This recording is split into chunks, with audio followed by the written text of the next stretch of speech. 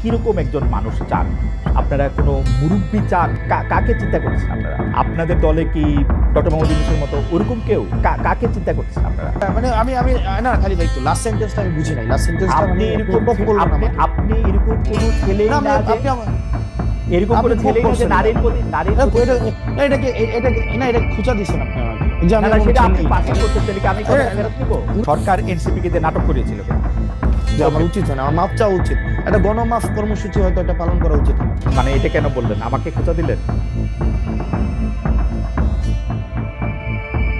মুহিউদ্দিন জুলাই অভ্যুত্থানের সফল জুলাই অভ্যুত্থানের পর আরেক জুলাই এখন আমাদের দরজায় করা নাড়ছে। সেই আন্দোলনের সমন্বয়কদের রাজনৈতিক দল জাতীয় নাগরিক পার্টি এনসিপিরও 4 মাসের মতো পার হয়েছে, 4 মাসের থেকে একটু বেশি। তারা যে নতুন রাজনৈতিক বন্দোবস্তের কথা বলছে সেগুলি আসলে কেমন, তাদের রাজনৈতিক লক্ষ্য, নির্বাচন কমিশনে তাদের মনোনয়ন মানে মার্কা প্রতীক নিয়ে তারা প্রতীকের আবেদন সহ তারা জমা দিয়েছে। এবার নির্বাচনে লড়বে তারা। কেমন করছে এনসিপি রাজনীতির কঠিন বাস্তবতায়, কেমন করছে এই দলটি, তা নিয়ে কথা বলার জন্য আমাদের সাথে রয়েছেন জাতীয় নাগরিক পার্টি বা এনসিপির দক্ষিণাঞ্চলের মুখ্য সংগঠক জনাব হাসনাত আবদুল্লাহ। জনাব হাসনাত আবদুল্লাহ, আপনাকে আমাদের অনুষ্ঠানে স্বাগত জানাই। আপনি আমাদেরকে সময় দিয়েছেন আপনার এই নির্বাচনকালীন ব্যস্ততার মধ্যেও, নির্বাচনকালীন বলছি আমি, দল গোছানোরও ব্যস্ততার মধ্যে আপনি আমাদের সময় দিয়েছেন, সেজন্য আমাদের কৃতজ্ঞতা এবং শুভেচ্ছা জানবেন। আপনাকেও ধন্যবাদ। আসসালামু আলাইকুম। আমি প্রথমে যেটি আমি আপনাকে জানতে চাই যে এনসিপি এখন নিবন্ধনের জন্য জমা দিয়েছে রাজনৈতিক দল হিসেবে। রাজনৈতিক দলের মানে এটা রাজনৈতিক দল তো ঘোষণা হয়েই গেছে, ইলেকশন করার জন্য একটু নিবন্ধিত হইতে হয়, সেই নিবন্ধনের জন্য জমা দিয়েছে, তার মানে অনেকখানি পথ পারও হয়েছে।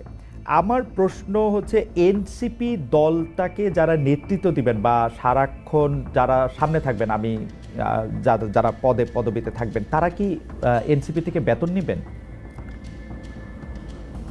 ওকে, এক নম্বর বিষয় হচ্ছে যে সারাক্ষণ যারা পদে থাকবেন এই বিষয়টা হবে না, কারণ আমাদের যে গঠনতন্ত্রটা আমরা জমা দিয়েছি, আপনি যদি গঠনতন্ত্রটা নিশ্চয়ই আপনি দেখার সুযোগ হয়েছে, সেখানে আমরা কোন রাজনৈতিক দল বাংলাদেশে যেখানে আমাদের সভাপতি, সেক্রেটারি সহ আমাদের সংগঠনের প্রত্যেকটি পদ সেটি হচ্ছে রোটেট করে হবে যোগ্যতার ভিত্তিতে এবং একটা টাইম ফ্রেম বেঁধে দেওয়া হয়েছে। আমি দেখেছি খুবই ভালো করেছেন। এটা 3 বছর। আমরা অনেকগুলি বিষয় নিয়ে আজকে কথা বলতে চাই, তবে আমরা ভালো করে বুঝতে চাই আপনাকে, এনসিপিকে, নতুন রাজনৈতিক দল যেহেতু, এবং এরকম একটা রাজনৈতিক দল হিসেবে গড়ে উঠছে, তারা আমাদেরকে কোন বাংলাদেশের স্বপ্ন দেখাচ্ছে বা দেখাতে পারছে সেগুলি নিয়ে আমি আসলে একটু কথা বলতে চাই। অনেক ধন্যবাদ। একটা নতুন বিষয় নিশ্চয়ই এখন, কারণ কয়েকদিন আগে আমি আরেকটি বড় দলের বিএনপির ভারপ্রাপ্ত প্রধান বা বিএনপি চেয়ারপারসনরা দল থেকে বেতন নেন কিনা সেই প্রশ্নেরও করেছিলাম। বিএনপি নেতৃবৃন্দ একরকম জবাব দিয়েছেন যে তাদের আসলে অন্য আয়ের উৎস রয়েছে, বেতনের কথা তারা বলে না। আমি কমিউনিস্ট পার্টি ছাড়া আর কারোর কথা শুনি নাই। আমার এখনকার প্রশ্ন হচ্ছে যে পার্টি সদস্যরা তো এখন বেতন নিচ্ছেন না, এখন চলছেন কিভাবে? ধরেন আপনাদের আহ্বায়ক জনাব নাহিদ ইসলাম কি করে এখন দিন গুজরান করছেন? ওকে ফাইন, আমাদের পার্টি সদস্য সবাই, মানে বিষয়টা এমন না যে এখানে বেকার, সবাই বেকার, বিষয়টা এমন না। আমার নিজস্ব কর্মসংস্থান রয়েছে, আমাদের পার্টির হচ্ছে অলমোস্ট সবারই কর্মসংস্থান। যাদের নেই সেই জায়গা থেকে আমরা হচ্ছে পার্টিতে আমরা ব্যক্তিগত জায়গা থেকে আমরা ডোনেট করি। যেমন আমাদের পার্টির সদস্যদের ইনিশিয়াল 5,000 টাকা করে হচ্ছে আমরা সদস্য ফর্মের ইয়া ছিল, মানে পার্টিতে যারা মেম্বার ছিল, তারপরে মান্থলি বেসিসে হচ্ছে আমরা সেখানে ডোনেট করি। না, সেটা তো দলের জন্য, দলের যারা মানে তারপর এটা ছিল দলের যে আমরা, এটা তো দলের জন্য আপনারা ডোনেট করতেছেন, দলের নেতার জন্য কি? দলের না, দলের নেতার জন্য আমরা ডোনেট করছি না। সেই জায়গা থেকে যেমন আমার জায়গাটা, মানে আমার জায়গাটা হচ্ছে যেমন আমি আমার অর্থনৈতিক বিষয় নিয়ে আপনার সাথে সেটা ঠিক আছে, আমি আপনার কথা জানতে চাইছি না, কারণ আপনার কথা আপনি বহুবার আপনি প্রশ্নের সম্মুখীন হচ্ছেন, আপনার কোচিং সেন্টারের কথা শুনেছি, আপনার অনেক কিছু শুনেছি যে পার্টিতে আপনি ছাড়াও আরো অনেক নেতা নেত্রী রয়েছেন, দলের আহ্বায়কের কথা আমি বারবার জানতে চাইছি, কারণ হচ্ছে আমার অসংখ্য কলিগস রয়েছে। দেখেন, আমাদের অসংখ্য কলিগস রয়েছে যারা নিজ নিজ জায়গায় প্রতিষ্ঠিত। আপনি তাসনিম জারাকে দেখবেন, তারপরে হচ্ছে খালিদ সাইফুল্লাহ ভাই আছে, এতেশাম ভাই আছে, তাসমিউবা জাবিন আপা আছে, ডাক্তার। দেখেন, আমি প্রফেশনালি যদি আলাদা করি, এই পার্টিতে হচ্ছে ডাক্তার রয়েছে, অ্যাবসলিউটলি আমার এতে কোনো আপত্তি নাই, কিন্তু যাদের নাই, যারা চাকরি করেন না, চাকরির জন্য আন্দোলন করতেছিলেন, এখন আইসা মানে জাতির প্রয়োজনে, সময়ের প্রয়োজনে যারা নেতৃত্ব দিচ্ছেন একটি দলকে বা অন্য দায়িত্ব পালন করছেন, তারা কি করছেন সেটি আমি জানতে চাইছি। তাদের ক্ষেত্রে দল থেকে সাহায্য করা হচ্ছে কিনা বা টাকা দেওয়া হচ্ছে। একটা জিনিস দেখেন, সাংগঠনিক খরচের দায় দল নেয়। একটা রাজনীতিবিদ সাংগঠনিক যে খরচটা করবে সেটা তো আপনার দল থেকে সেটা ব্যয়ভার বহন করা হয়। আমি কোথাও জায়গায় সফরে গেলাম, কোন একটা মিটিং অ্যারেঞ্জ করলাম, কোন একটা কর্মসূচি বাস্তবায়ন করলাম, এটা আমার দল দিবে। সে বেকার হোক, সে কিছু করুক আর না করে, এটা কিন্তু দল দিচ্ছে। এখন তার ব্যক্তি পরিসরের খরচ সেটা সে কিভাবে সংস্থান করে, সেটা তার বাবা দিচ্ছে নাকি সে নিজে করছে বা তার পারিবারিক সেই ধরনের সংস্থান রয়েছে কিনা, সেটা ব্যক্তি জানবেন। আমার মনে হয় যে আপনাদের দলের যে আহ্বায়ক আছেন, যে সদস্য সচিব আছেন, তারা কি করে আসলে মানে তারা তো দুইজনই তারা প্রায় চাকরি শুরু করেন নাই, ছাত্র ছিলেন, তেমন ব্যবসার সাথে যুক্ত ছিলেন না, আমরা জানি। তারা কি করছেন এটি যদি সামনে আসতো, আমাদের তরুণরা এক ধরনের সেটা নিয়ে কথা হতে পারে, কিন্তু আমাদের সাংগঠনিক যে খরচ, আমাদের আমি সাংগঠনিক খরচের কথা আমি জানতে চাইছি না, আমি জানতে চাইছি যে রাজনীতি করার ক্ষেত্রে নতুন রাজনৈতিক দলের নেতৃবৃন্দ আসলে কিভাবে কার বাসার বাজার কিভাবে হয়, কার বাসার বাজার কিভাবে হয়। ওনারা তো একদম যে ওনারা সিঙ্গেল সবকিছু ডিল করে বিষয়টা এমন, ওদের ফ্যামিলি সদস্য রয়েছে, ওনাদের পরিবারের সদস্য রয়েছে, নিশ্চয়ই সেটা ওনারা ভালো বলতে পারবেন। আচ্ছা ঠিক, আমার প্রশ্ন হচ্ছে প্রথম দিকে যে 5 জন নেতৃত্বে দিবেন বা 10 জন নেতৃত্বে দিবেন, তারা কি দল থেকে বেতন নেবেন কিনা 3 বছর থাকলেও?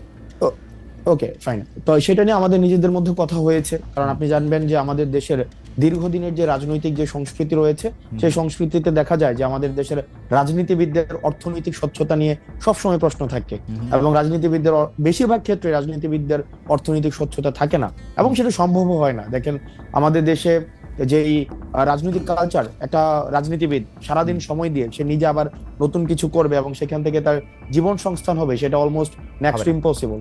তো সেই জায়গা থেকে সেটা সম্ভব না। আমাদের দেশে দেখা যায় অনেক রাজনীতিবিদ একই সাথে নাকি আমরা অতীতে দেখেছি, সে হচ্ছে মৎস্য চাষ করে গরুর ফার্মও দেয়, তারপর হচ্ছে তার আইটি ফার্মও থাকে। মানে এটা কিন্তু আমরা দেখেছি, আমরা একদম আমাদের অতীত, খুব নিকট অতীতে এই ধরনের আমাদের ঘটনা হয়েছে, এবং আমরা দেখেছি সারা বছর ধরে রাজনীতি করে কিন্তু বছর শেষে দেখা যায় ট্যাক্স ফাইলে 1000 কোটি টাকার মৎস্য জায়গা থেকে ইনকাম হচ্ছে। তো এই যে আমরা এক ধরনের দ্বিচারিতার একটা সংস্কৃতি, রাজনৈতিক সংস্কৃতি ছিল না, কিন্তু আমরা ক্রাউড ফান্ডিং পলিসিতে আমরা গিয়েছি, এবং সেখানে আমরা একটা বিষয় নিয়ে আলোচনা চলছে বর্তমানে। আমরা আমাদের জায়গা থেকে প্রস্তাব দিয়েছি, যারা হচ্ছে একদম ফুল টাইম পলিটিক্স করছে, আপনার একটা পদ হোল্ড করে খুব স্বাভাবিকভাবেই অন্য কোনো পেশাতে ওই সময়টায় সময় দেওয়া এটা ডিফিকাল্ট। সেজন্য আমরা প্রস্তাব দিয়েছি যে যাতে করে এটাকে বেতনভুক্ত করা হয়, যেন ওই পার্টিকুলার সময়ে যিনি যে সময়টা উনি ওই পদে থাকবেন, যাতে করে অন্য কিছুতে যুক্ত হতে না হয়। আমরা আবার একটু এনসিপিতে ফিরে আসি, কারণ এই দলটা তো কি বলবো, যখন এই দলটি গঠিত হয়েছে তখনও সবাই, আজকে যারা আপনাদের রাজনৈতিক বিরোধী দল তাদের মধ্যে থেকে যারা বিএনপি, জামায়াত ইসলামী সহ বড় বড় রাজনৈতিক দলের অনেকেই এনসিপির আত্মপ্রকাশকে স্বাগত জানিয়েছেন, তারা শুভেচ্ছা জানিয়েছেন, আমরাও সকলে স্বাগত এবং শুভেচ্ছা জানিয়েছি, এখনও স্বাগত এবং শুভেচ্ছা জানাই, এবং সেই জন্য একটু দলটাকে একটু বুঝতেও চাই। হাসান, আপনার কাছে কি মনে হয় যে এনসিপি অনেকগুলো দল? কারণ মানে নাহিদ, আক্তার, হাসনাত, সারজাইস, পাটোয়ারি বা তাসনিম জারা, সামান্থা বা তাসনুবার এনসিপি, এরা সব আলাদা আলাদা এনসিপি, আপনার কাছে এরকম মনে হয়? আপনি স্পেসিফিক উদাহরণ খুব ভালোবাসেন, আমি চাইলে আপনাকে অসংখ্য স্পেসিফিক উদাহরণ দিতে পারি। যেমন হেফাজতের সম্মেলনে আপনার অবস্থান, আবার সেনাবাহিনী নিয়ে আপনার মন্তব্যের ক্ষেত্রে সার্জিসের একমত না হওয়া, এইটাকে শিষ্টাচার বহির্ভূত বলা পাটোয়ারির। আবার ধরেন নারী ইস্যুতে আপনার অবস্থান বনাম এনসিপির অবস্থান, আপনাদের অবস্থান বনাম বিভিন্ন অবস্থান হেফাজত, সেই ক্ষেত্রে কি আপনার আলাদা আলাদা দল কিনা আপনি যদি একটু ব্যাখ্যা করতেন। ওকে ফাইন, প্রথমত হচ্ছে এই আলোচনাটাকে দুই ভাগে, মানে দুইটা লেয়ারে করতে হবে। এক নম্বর বিষয় হচ্ছে যে আমাদের দীর্ঘদিন ধরে যেটা হয়েছে, ইন্ট্রা পার্টি ডেমোক্রেসি আমাদের ছিল না। মানে ইন্ট্রা পার্টি মানে একটা একদম মানে ওয়ান ম্যান সেন্ট্রিক হচ্ছে রাজনৈতিক দলগুলো ছিল, যেখানে রাজনৈতিক দলের, আমি দুইটা লেয়ার শেষ করার পরে আপনি এই ক্ষেত্রে আমাকে প্রশ্ন করেন।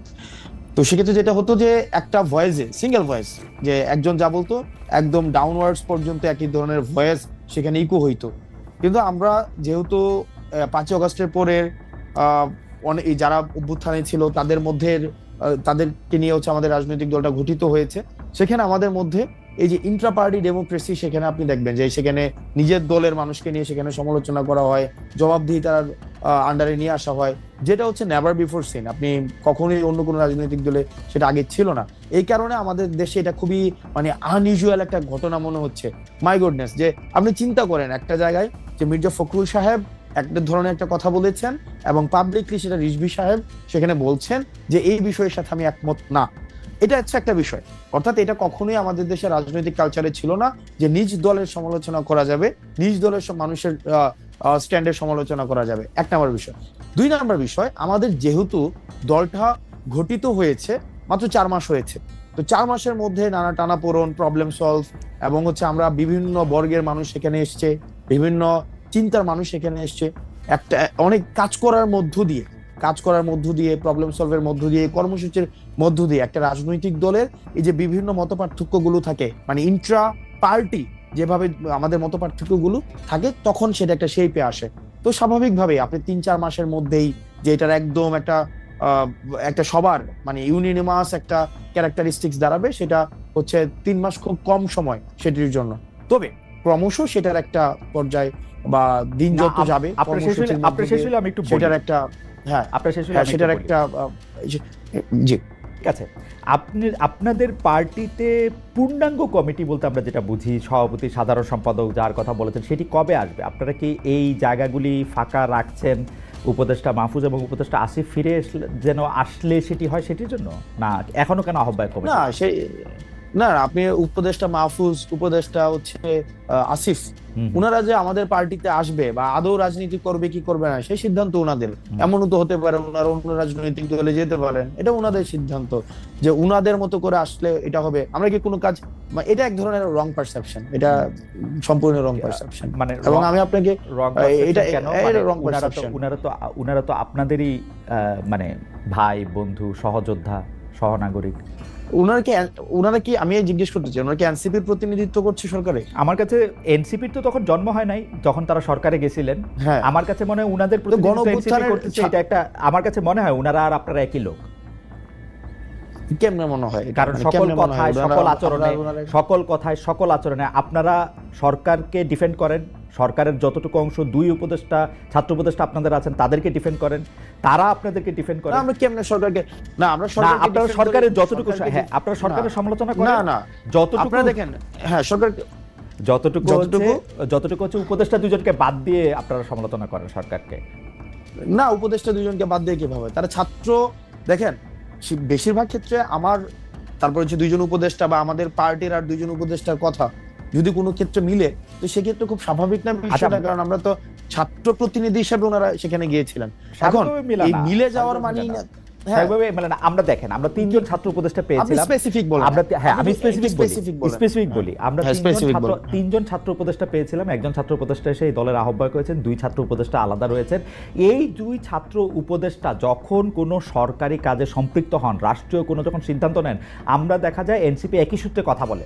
যেমন ধরা যাক দক্ষিণ ঢাকা নিয়ে মেয়র কে হবেন, ইশাক হবেন নাকি অন্য কেউ হবেন, সেটা তো উপদেষ্টা আসিফ এবং এনসিপির কথা পুরোপুরি মিলে যায়। স্পেসিফিক যদি আরো উদাহরণ চান তাহলে আমি এইরকম বলতে পারি যে কোনো একটা জায়গায় গিয়ে দেখেন উপদেষ্টা আসিফ যদি একটা সঠিক পজিশন নেন, একটা রাইট পজিশন নেয় কোন একটা বিষয়ে, যে কোন উপদেষ্টা, তো সেই ক্ষেত্রে এই পজিশনটাকে যদি আমরা এটাকে আবার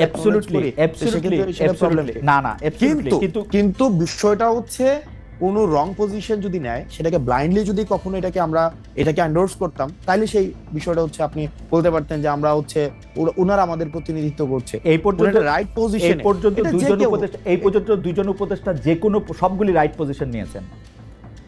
না যে সবগুলো রাইট পজিশন নিয়েছে, মানে আপনি স্পেসিফিক বলেন। না আমি স্পেসিফিক বলবো না, এবার আপনি স্পেসিফিক বলেন আব্দুল্লাহ, আপনি এবার স্পেসিফিক বলেন।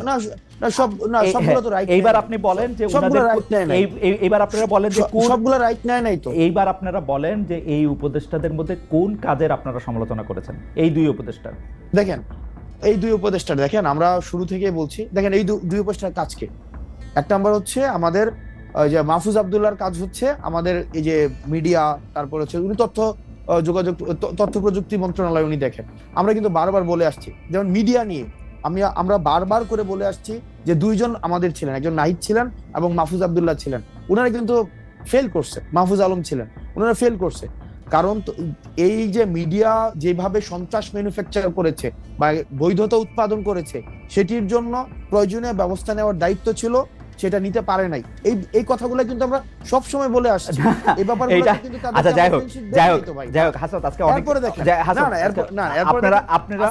প্রথম কথা হলো আমি বলি, প্রথম কথা হলো যে আপনি আমার চেয়ে অনেক স্মার্ট।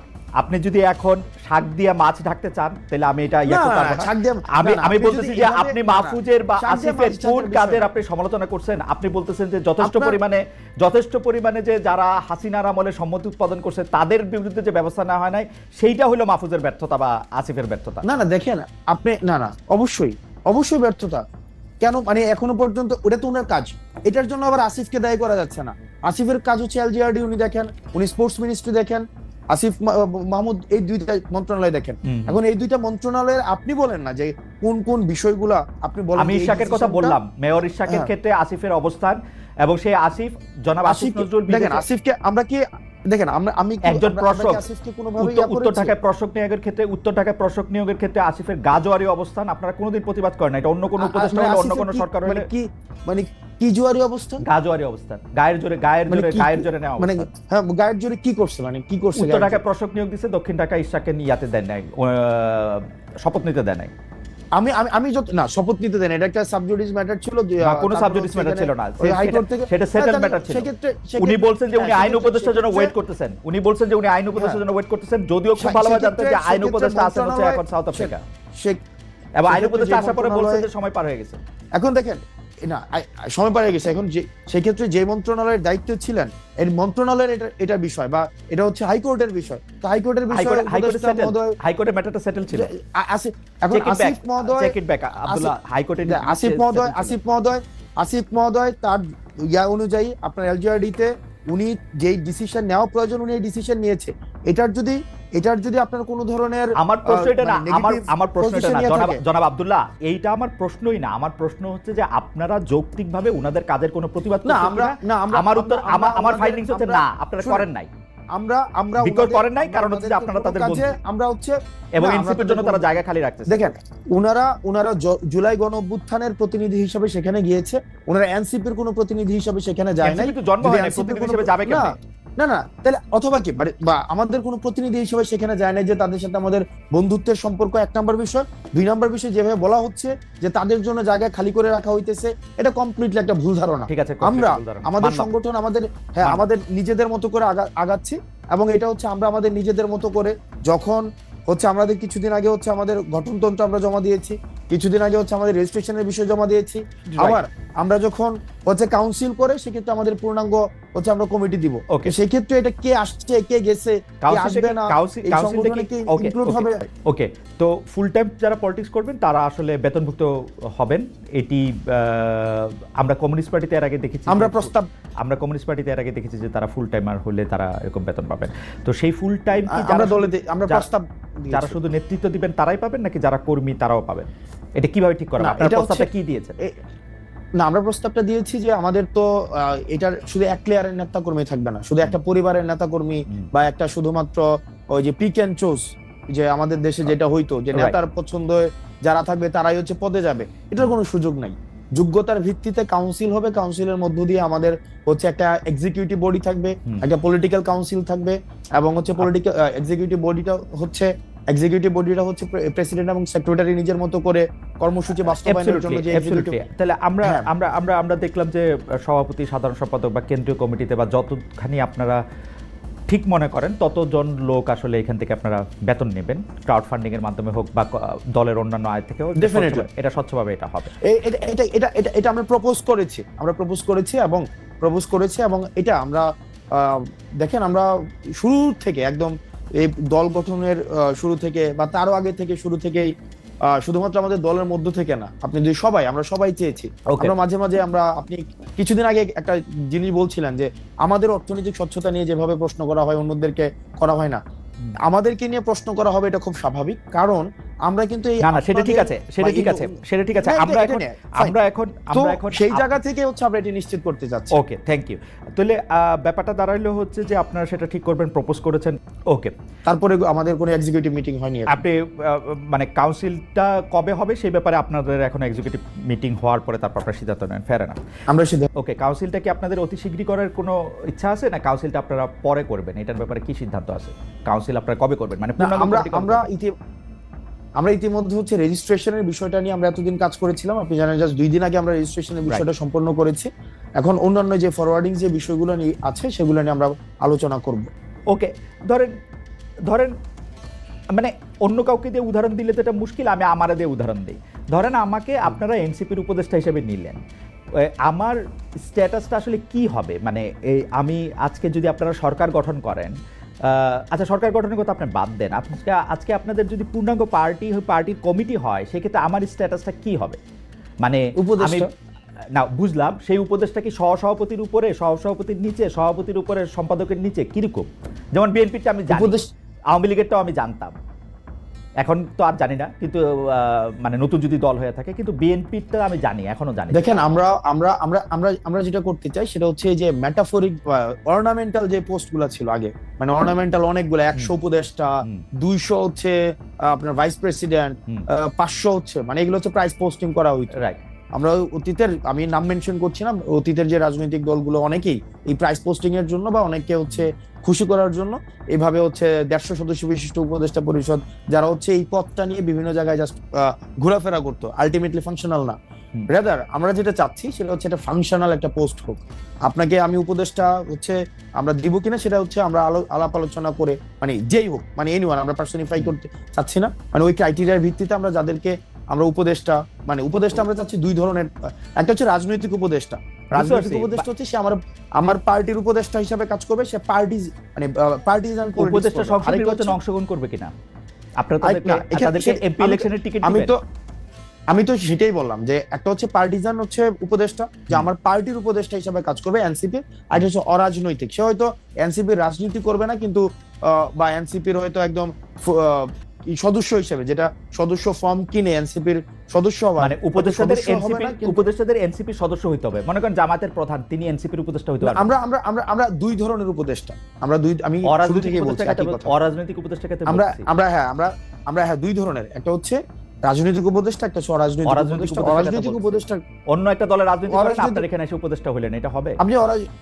আমরা একটা অরাজনৈতিক উপদেষ্টাকে তো নিশ্চয়ই হচ্ছে এই পার্লামেন্টের হচ্ছে দিব না, মানে রাজনৈতিক উপদেষ্টা সেক্ষেত্রে হচ্ছে সংসদীয় ইলেকশনের, সেক্ষেত্রে আমরা অবশ্যই নমিনেট করতে, আলোচনা সাপেক্ষে নমিনেট করতে। অরাজনৈতিক উপদেষ্টা কি অন্য একটা রাজনৈতিক দল করেও আপনাদের উপদেষ্টা হতে পারবেন কিনা?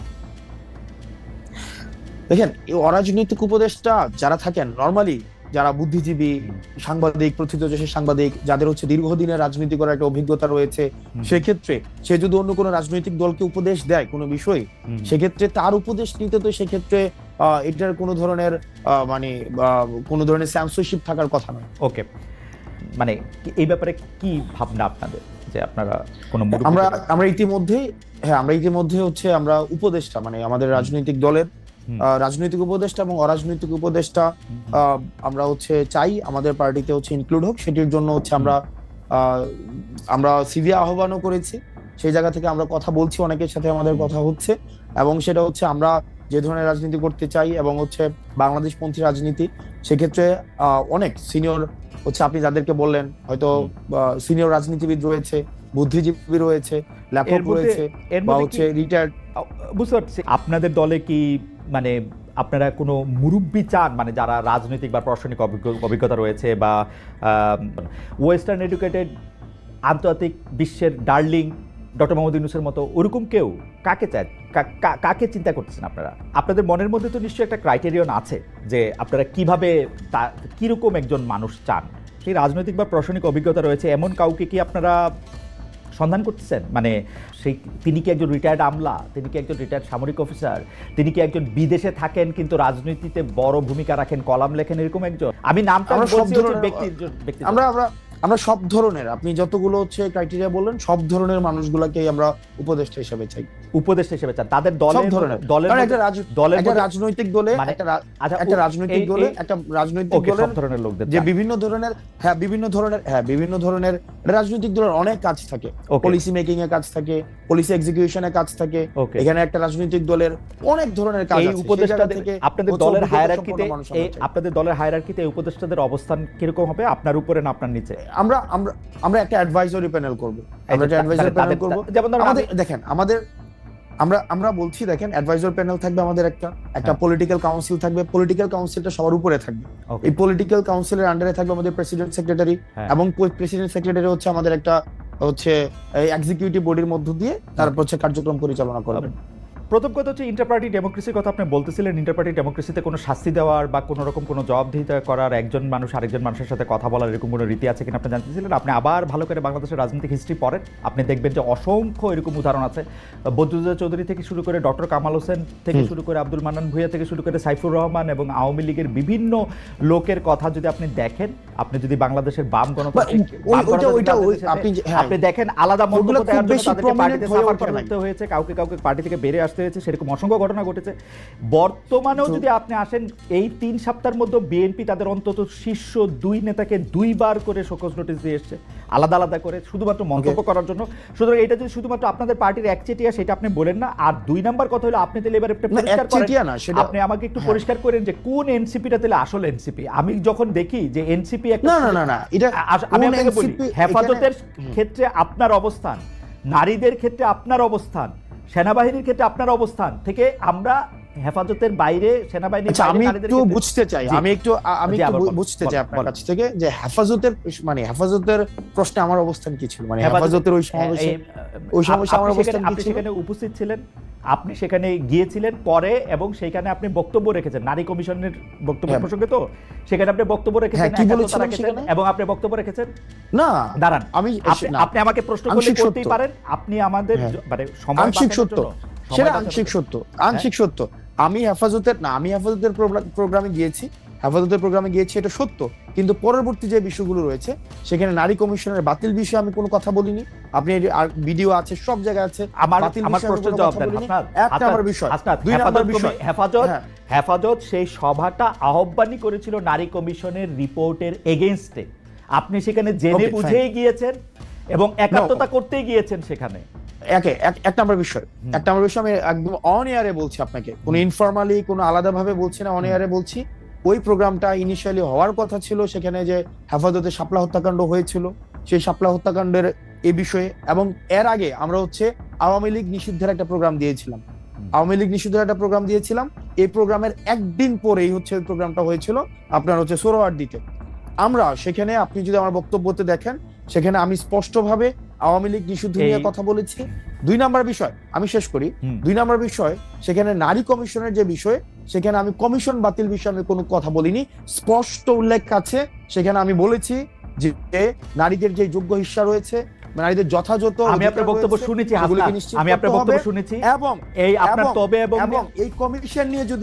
এবং এই কমিশন নিয়ে যদি কোনো ধরনের মতপার্থক্য থেকে থাকে, সেটি নিয়ে আলোচনার ভিত্তিতে সেটি সমাধান হতে হবে। এবং সেখানে নারীদেরকে নিয়ে হেফাজতের ওইখানে আপনার অবস্থান কি এনসিপির অবস্থান? আমি কোয়ালিটেটিভ ইয়াতে চাচ্ছি না, আমি বলতে চাচ্ছি যে আপনার অবস্থান এনসিপির অবস্থান কিনা। আমাদের এনসিপির নারী কমিশনের বিষয়ে এই অবস্থানটাই ছিল। আমি যেই কথাটা সেখানে আমরা বলেছি, কারণ আমরা বলেছিলাম নারী কমিশন আপনার হেফাজতের যে প্রস্তাবগুলো দিয়েছে করাটা এনসিপির অংশগ্রহণ করা কিনা। দেখেন, সেখানে যে প্রস্তাবগুলো দিয়েছে, আমি আসছি সেখানে যে প্রস্তাব, আমি যে কথাটা বলেছি, আমার এনসিপির নারী কমিশনের বিষয়ে ঠিক সেই ধরনের অবস্থানটা ছিল, যে আমাদের যে প্রস্তাবনাগুলো দিয়েছিল, সেই প্রস্তাবনার কিছু কিছু জায়গায় আমরা সংশোধনের প্রস্তাব দিয়েছিলাম, যে সংশোধনের মধ্য দিয়ে এই নারী কমিশনের এই বিষয়গুলো হচ্ছে ফরওয়ার্ড করা হোক। 1 নম্বর বিষয়। 2 নম্বর বিষয় হচ্ছে ওখানের উপস্থিতির যে বিষয়টি, সেটি হচ্ছে যে তখন সব রাজনৈতিক দলের, আমাদের হেফাজতের যারা আছেন সব রাজনৈতিক দলকেই তারা হচ্ছে দাওয়াত দিয়েছিল। সেই দাওয়াতের অংশ হিসেবে এনসিপির প্রতিনিধি হিসেবে আমি সেখানে গিয়েছিলাম। আমি অবশ্য এনসিপির এই বিষয়ে দেওয়া পরের প্রেস রিলিজে, পরে তাদের বক্তব্যে, তাদের নেতাদের কথায় কখনো আমি এটা প্রমাণ পাই নাই যে আপনি এনসিপির প্রতিনিধিত্ব করতে সেখানে গিয়েছিলেন। আমি বরং উল্টোটা শুনেছি, আমি বরং উল্টোটা শুনেছি, ওখানে শুনেছি হাসনাত আব্দুল্লাহ সেখানে গিয়েছেন নিজের ক্যাপাসিটিতে। না, নিজের ক্যাপাসিটি দেখেন, বিষয়টা হচ্ছে যে আমরা প্রথম দিন একটা প্রোগ্রাম ছিল, একদম ওই দিনের আগের দিন একটা প্রোগ্রাম ছিল আওয়ামী লীগ নিষিদ্ধের বিষয়ে, এবং আওয়ামী লীগ নিষিদ্ধের বিষয়ে যারা যারা যারা যারা একমত ছিল সেই জায়গা থেকে আমাদেরকে মানে হেফাজতে ইসলাম পাঁচি, এটা খুব সম্ভবত প্রোগ্রামটা ছিল মার্চ মাসে, প্রোগ্রামটা হচ্ছে মার্চ মাসে ছিল না প্রোগ্রামটা? হ্যাঁ, মার্চে ছিল, মার্চে ছিল প্রোগ্রামটা। তো তখন হচ্ছে ওই যে শাপলা হত্যাকাণ্ড নিয়ে হচ্ছে সে প্রোগ্রামটা হওয়ার কথা ছিল, এবং সেই জায়গায় হচ্ছে আমি গিয়েছিলাম, এবং এটা হচ্ছে আমার পার্টি থেকে আমি গিয়েছিলাম।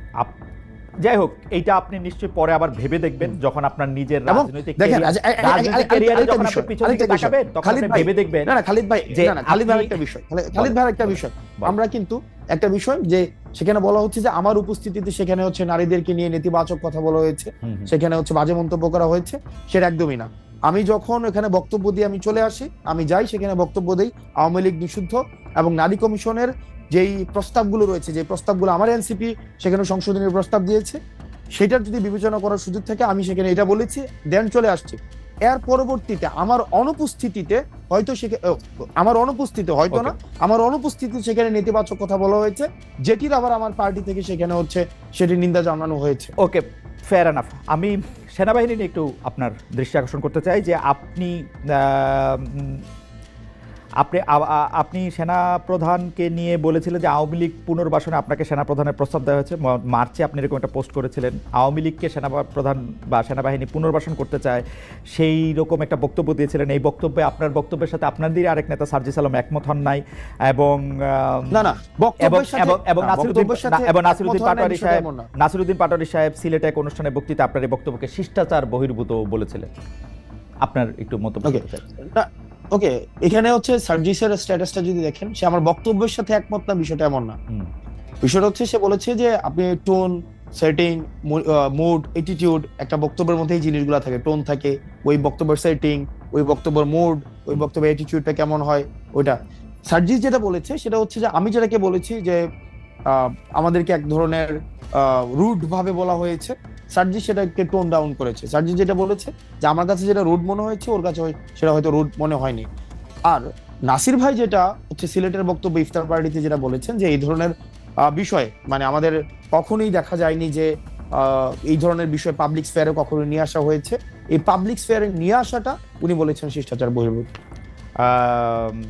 আপনার সাথে কি সে সময় উপদেষ্টা আসিফ যুক্তি করে ওই প্রায় একই সময় যে উনি এই কথাটা বলেছিলেন যে সেনাপ্রধান বুকে পাথর বেঁধে ডক্টর ইউনূসকে মেনে নিয়েছিলেন, সেটা কি আপনার সাথে যুক্তি বুদ্ধি করে তারপরে মানে আপনারা দুজন একই জায়গায় ছিলেন আর কি? না, আমরা দুজন তো একই জায়গায় কেন থাকবো? একই জায়গায় মানে একই বক্তব্যের same page, I understand, same page, yes, হ্যাঁ সেম পেজে আমরা যুক্তি করে সেখানে ছিলাম, বিষয়টা এমন না। আমি যখন প্রকাশ করি পরবর্তীতে আমি দেখেছি যে আসিফ সেখানে তার অভিজ্ঞতা, যেটা সরকার গঠনের সময় সেনাপ্রধানকে নিয়ে যে তার অভিজ্ঞতা সেটাকে প্রকাশ করে। জনাব নাহিদও কি একই রকম বক্তব্য পোষণ করেন? এনসিপি আসিফ সাহেবের বক্তব্য ওন করে কিনা? এনসিপি আসিফ সাহেব তো হচ্ছে সরকার গঠন প্রক্রিয়ার সাথে সরাসরি যুক্ত, রাইট? সরকার গঠনের প্রক্রিয়ার সাথে জনাব নাহিদও সরাসরি যুক্ত ছিলেন। এই ক্ষেত্রে এনসিপির অবস্থান কি? সত্যি সেনাপ্রধান ডক্টর মোহাম্মদ ইউনূসকে বুকে পাথর বেঁধে আসতে বলছিলেন? এবং এসে আসিফ বলেছে, ওই জায়গাতে আসিফ বলেছে, এবং সেক্ষেত্রে আসিফ এই বিষয়টাকে আরো মানে আপনি আসিফ থেকে সেই বিষয় হচ্ছে ক্লিয়ার হতে পারেন। দেখেন খালিদ ভাই এই আরেকটা প্রশ্ন যাওয়ার আগে দেখেন, এই চেঞ্জটা যেটা হয়েছে, এই ট্রান্সফরমেশনটা যেটা হয়েছে সেটা কিন্তু একদম মানে যে প্রত্যেকটা এখানে ইন্ডিভিজুয়ালের প্রত্যেক ডিফারেন্ট অভিজ্ঞতা রয়েছে। আমরা এখানে এনসিপি করার পূর্বে প্রত্যেকটা মানুষের এই অভ্যুত্থানে ডিফারেন্ট হচ্ছে অভিজ্ঞতাগুলো রয়েছে, সেই অভিজ্ঞতার হচ্ছে ফিউশন হয়েছে এনসিপিতে। সবার একই ধরনের অভিজ্ঞতা থাকবে, সবাই একই লেন্সে হচ্ছে অভ্যুত্থানকে দেখেছে, বা অভ্যুত্থানে যে এলিমেন্টসগুলো ছিল এরকম একটা বিষয়, এরকম এমন না। আসিফের অভিজ্ঞতার সাথে ওই মিটিং এ আমি ছিলাম না। সরকার গঠনের 8 অগস্টে মিটিংটা মানে 7 অগস্ট হয়েছে, 7 অগস্টের ওই মিটিং এ আবার আমি ছিলাম না। যে মিটিং আবার আমি ছিলাম সেই মিটিং এ আবার হয়তো নাই ছিল না। তো সেক্ষেত্রে পার্টি গঠনের সবাই তো সব জায়গায় সব মিটিং এ থাকবে না, কিন্তু এটা অনেক বড় ব্যাপার। আপনি কি এটা উপলব্ধি করতেছেন যে এটা অনেক বড় ব্যাপার? হ্যাঁ, অফ কোর্স বড় ব্যাপার, অফ কোর্স। এবং এটা কখনো শেয়ার করা হয় নাই, কখনো ক্রস চেক করা হয় না, ব্যাপারটা তো এরকম না। অভ্যুত্থানকালীন এক্সপেরিয়েন্স গুলো আমরা ইন্ডিভিজুয়াল অনুযায়ী অনেকের কিছু কিছু অন্তত মানে মেজর এক্সপিরিয়েন্স হচ্ছে সেম, কিন্তু প্রত্যেকেরই আবার কিছু কিছু এক্সপিরিয়েন্স রয়েছে যেটা আবার অন্যজনের এক্সপিরিয়েন্সটা ওই অভ্যুত্থানে হয়নি। সেক্ষেত্রে শতভাগ আমার এক্সপিরিয়েন্সটাই যে নাহিদের হবে, নাহিদের এক্সপিরিয়েন্স আমার হবে, এই বিষয়টি হচ্ছে যে আমার কাছে মনে হয় যে এই বিষয়টি সব ক্ষেত্রে সঠিক নয়। আমি আসলে এটা নিয়ে আর কথা বাড়াতে চাই না।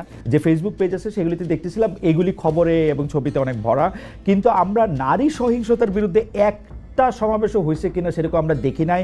জনাব হাসনাত অংশ নিয়েছেন কিনা সেটাও আমরা দেখি নাই। ইন্টারেস্টিং ব্যাপার হচ্ছে যে এই নারী সহিংসতার ক্ষেত্রে কিন্তু আপনাদের নারীরাও অনেক ক্ষেত্রে অনেকভাবে আক্রান্ত হয়েছেন। এবং আমি একটা আপনাকে বলি, আমি একটা পরিসংখ্যানও দেখতেছিলাম যে এই খালিদ ভাই, এটা ভুল যে নারী সহিংসতার বিরুদ্ধে এনসিপি অবস্থান নেয়নি, প্রোগ্রাম করেনি। এই জায়গাটি ভুল। আর নারী সহিংসতার বিরুদ্ধে আমাদের এনসিপির প্রোগ্রাম ছিল, এবং আমি ডেটটি মনে করতে পারছি না। আমাদের যখন আমি অংশ নিয়েছি সেখানে যে ধর্ষণ বিরোধী যে প্রোগ্রাম হয়েছে, তারপর হচ্ছে এটা হচ্ছে 2 মাস আগে খুব সম্ভবত এই প্রোগ্রামগুলো হয়েছে, এবং সেখানে অবশ্যই এনসিপি ছিল। এবং আপনি হয়তো রিসেন্ট আপনাদের দলের ভিতরে যে নারীদের প্রতি সহিংসতা হয়েছে তার প্রেক্ষিতে আপনারা কোনো প্রোগ্রাম নিয়েছেন? আপনি আমাদের দলের বিরুদ্ধে, মানে দলের ভিতরে নারীদের বিরুদ্ধে বিভিন্ন সহিংসতা হয়েছে, আমি কিন্তু একদম স্পেসিফিকলি বলতে পারি যে ধরেন স্পেসিফিক ঘটনাটা ধরেন নুসরাত তাবাসসুম বা মানে রুমিন ফারানা, সৈয়দা রেজওয়ানা হাসান, তাসনিম জারা, উমানুমা ফাতেমা, তাজনুবা জাবিন, অর্পিতা শেমা দেব, তাদের সবার বিরুদ্ধেই কিন্তু নানা ধরনের সহিংসতা, বা আমরা যেটাকে বলি হচ্ছে যে একটা binge campaign, media trial, binge campaign হয়েছে। তো সেই ক্ষেত্রে কি আপনার কোনো অবস্থা? অফকোর্স, কেন আমরা অবস্থান নিয়েছি সেক্ষেত্রে, অবশ্যই অবস্থান নিয়েছি। এবং যে কোনো আমরা নারী সহিংসতা, এটা তো সিলেক্টিভ কোনো ধরনের, মানে যে আমি এই প্রবলেমের সময় দাঁড়াবো, ওই প্রবলেমে দাঁড়াবো তেমন না। নারী সহিংসতার মধ্যে অবশ্যই সেখানে অবশ্যই নারীদের ক্ষেত্রে তার মানে কি আপনি বলতে যাচ্ছেন যে সেক্ষেত্রে মানে আমি জানতে চাই, যেমন বিশেষ করে আপনি আমার নামটা উচ্চারণ করেছেন, সেক্ষেত্রে কি মানে নারী সহিংসতাকে আমি প্রমোট করছি কোনোভাবে? মানে নারী সহিংসতা প্রমোট করছি আমি সেটা বলি নাই, আমি বলেছি যে আপনি অন্য ঘটনায় যেরকম প্রতিবাদ করেন, নারীর প্রতি সহিংসতায় কি আপনি সেই একইভাবে প্রতিবাদ করেছেন? ডেফিনেটলি এটা সিলেক্টিভ প্রতিবাদের তো কোনো বিষয় না। আপনি সিলেক্টিভ প্রতিবাদ না, ব্যাপারটা সিলেক্টিভ প্রতিবাদ কিনা সেটাই বুঝতে চাইছি। কিন্তু আপনি যখন আবার আমাকে বলেন আপনি নারী সহিংসতা কেন প্রমোট করবেন, আপনি তো সেরকম ছেলেই না। আমি চাই যে জায়গার মধ্যে আসতে চাইছি সেটা হচ্ছে যে আপনাদের বহুল আকাঙ্ক্ষিত খালিদ ভাই, মানে খালিদ ভাই একটু লাস্ট সেন্টেন্সটা আমি বুঝি নাই। লাস্ট সেন্টেন্সটা মানে আপনি এরকম কোন ছেলেই না যে এরকম করে ছেলেই না যে নারীর প্রতি এটা খুঁচা দিছেন আপনি আমাকে, যে আমি সেটা আপনি পারসিভ করছেন, তাহলে কি আমি কথা ফেরত নিব? না, এটা পারসিভ না, এটা পারসিভ না, এটা না অ্যাবসলিউটলি ট্রাস্ট মি, আমরা আপনাকে যেরকম জানি, আপনি too serious a person to do such things. আপনি যেটা বলতেছিলেন সেটা আপনি এরকম লোকই না, সেটা বলতে গিয়ে ছেলে বলছি সেটা ভুল বলছি, সেরকম লোকই না, সেরকম মানুষই না বলি তাহলে ভালো, ঠিক আছে?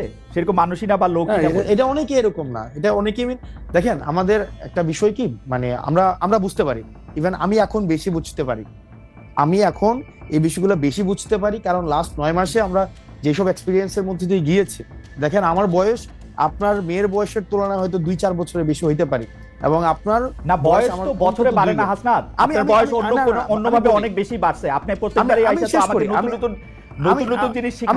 আমি একটা সাধারণ কথা বললাম, সেটাকে আপনি খোঁজা হিসেবে খালিদ ভাই শুনেন, আমি জাস্ট একটু মানে আমি আপনার সাথে কথা বলতে পারছি। দেখেন একটা বিষয়, আমরা লাস্ট 9 মাসে দেখেছি যে আমরা জাতিগতভাবে আমরা মানে একটা ট্রমাটাইজড, মানে এত পরিমাণ লাস্ট 15-16-20 বছরে আমরা এখনো পর্যন্ত যে একটা যে মানে সার্বজনীন প্রতিবাদের যেই আইডিয়াটা সেটা তুলে ধরতে পারি নাই। এটার আওয়ামী লীগীকরণ হয়েছে, এটার বিএনপিকীকরণ হয়েছে, এটাকে আবার এখন এনসিপিকীকরণ করার চেষ্টা করা হইতেছে, যে আমরা সিলেক্টিভ ভাবে হচ্ছে এটা করব। আমরা সার্বজনীন আমাদের হচ্ছে কোনো ধরনের ক্যারেক্টারিস্টিক্স দাঁড় করাইতে পারি নাই, জাতিগত ক্যারেক্টারিস্টিক্স দাঁড় করাইতে পারি নাই, ভাষাগত পারি নাই, সভ্যতাগত পারি নাই, সমস্যাগত ক্যারেক্টারিস্টিক্সও আমরা হচ্ছে সার্বজনীন করতে পারি নাই। প্রত্যেকটাই হচ্ছে বর্গীয়করণ করা হয়েছে। প্রসঙ্গে আসেন, যেটা আমরা আসেন হাসনাত। হ্যাঁ, সেটা আমরা বুঝতে পারি ভাই। হ্যাঁ, ওকে, আপনাদের বহুল আকাঙ্ক্ষিত, আচ্ছা এই জুলাই ঘোষণাপত্রের প্রসঙ্গে আমি একটু পরে আসি। একটা খবরে আমরা দেখলাম, পড়লাম যে কুমিল্লার দেবিদ্বারে আপনি সড়কের কার্পেটিং, মানে নির্মম মানের সামগ্রী ব্যবহার করা সড়কের কাজ আপনি বন্ধ করে দিয়েছেন। পরিদর্শনে গিয়ে আপনি বিষয়টা দেখেন। আপনি যে কাজ বন্ধ করে দিলেন সেটা কি, মানে সেটা আপনি কোন অধিকার থেকে সেটা আপনি করলেন? মানে এটা কি এনসিপি থেকে করলেন? এনসিপি থেকে করলেন? আমি কাজ বন্ধ করে দেই নাই। আমি কাজ বন্ধ করে দেই নাই। সেখানে হচ্ছে যিনি দায়িত্বে ছিলেন, যে ইঞ্জিনিয়ার, সেই ইঞ্জিনিয়ার সেই কাজ বন্ধ করেছেন। আমি সেখানে জানতে চেয়েছিলাম, আমি ভিডিও দেখতেছিলাম যে আপনি কার্পেটিং হাত দিয়ে তুলতেছেন। এই দায়িত্বটা আপনাকে কে দিছে? এনসিপি নাকি আপনি নিজেই নিজেকে দিছেন? আমি বারবার আপনাকে এটা আমি নিজে নিছি। এই দায়িত্ব এটা নাগরিক দায়িত্ব। এটা নাগরিক দায়িত্ব। এই দায়িত্বটা এনসিপি থেকে না, এটা আমরা না, এই দায়িত্ব, এই নাগরিক দায়িত্বটা আমরা নেই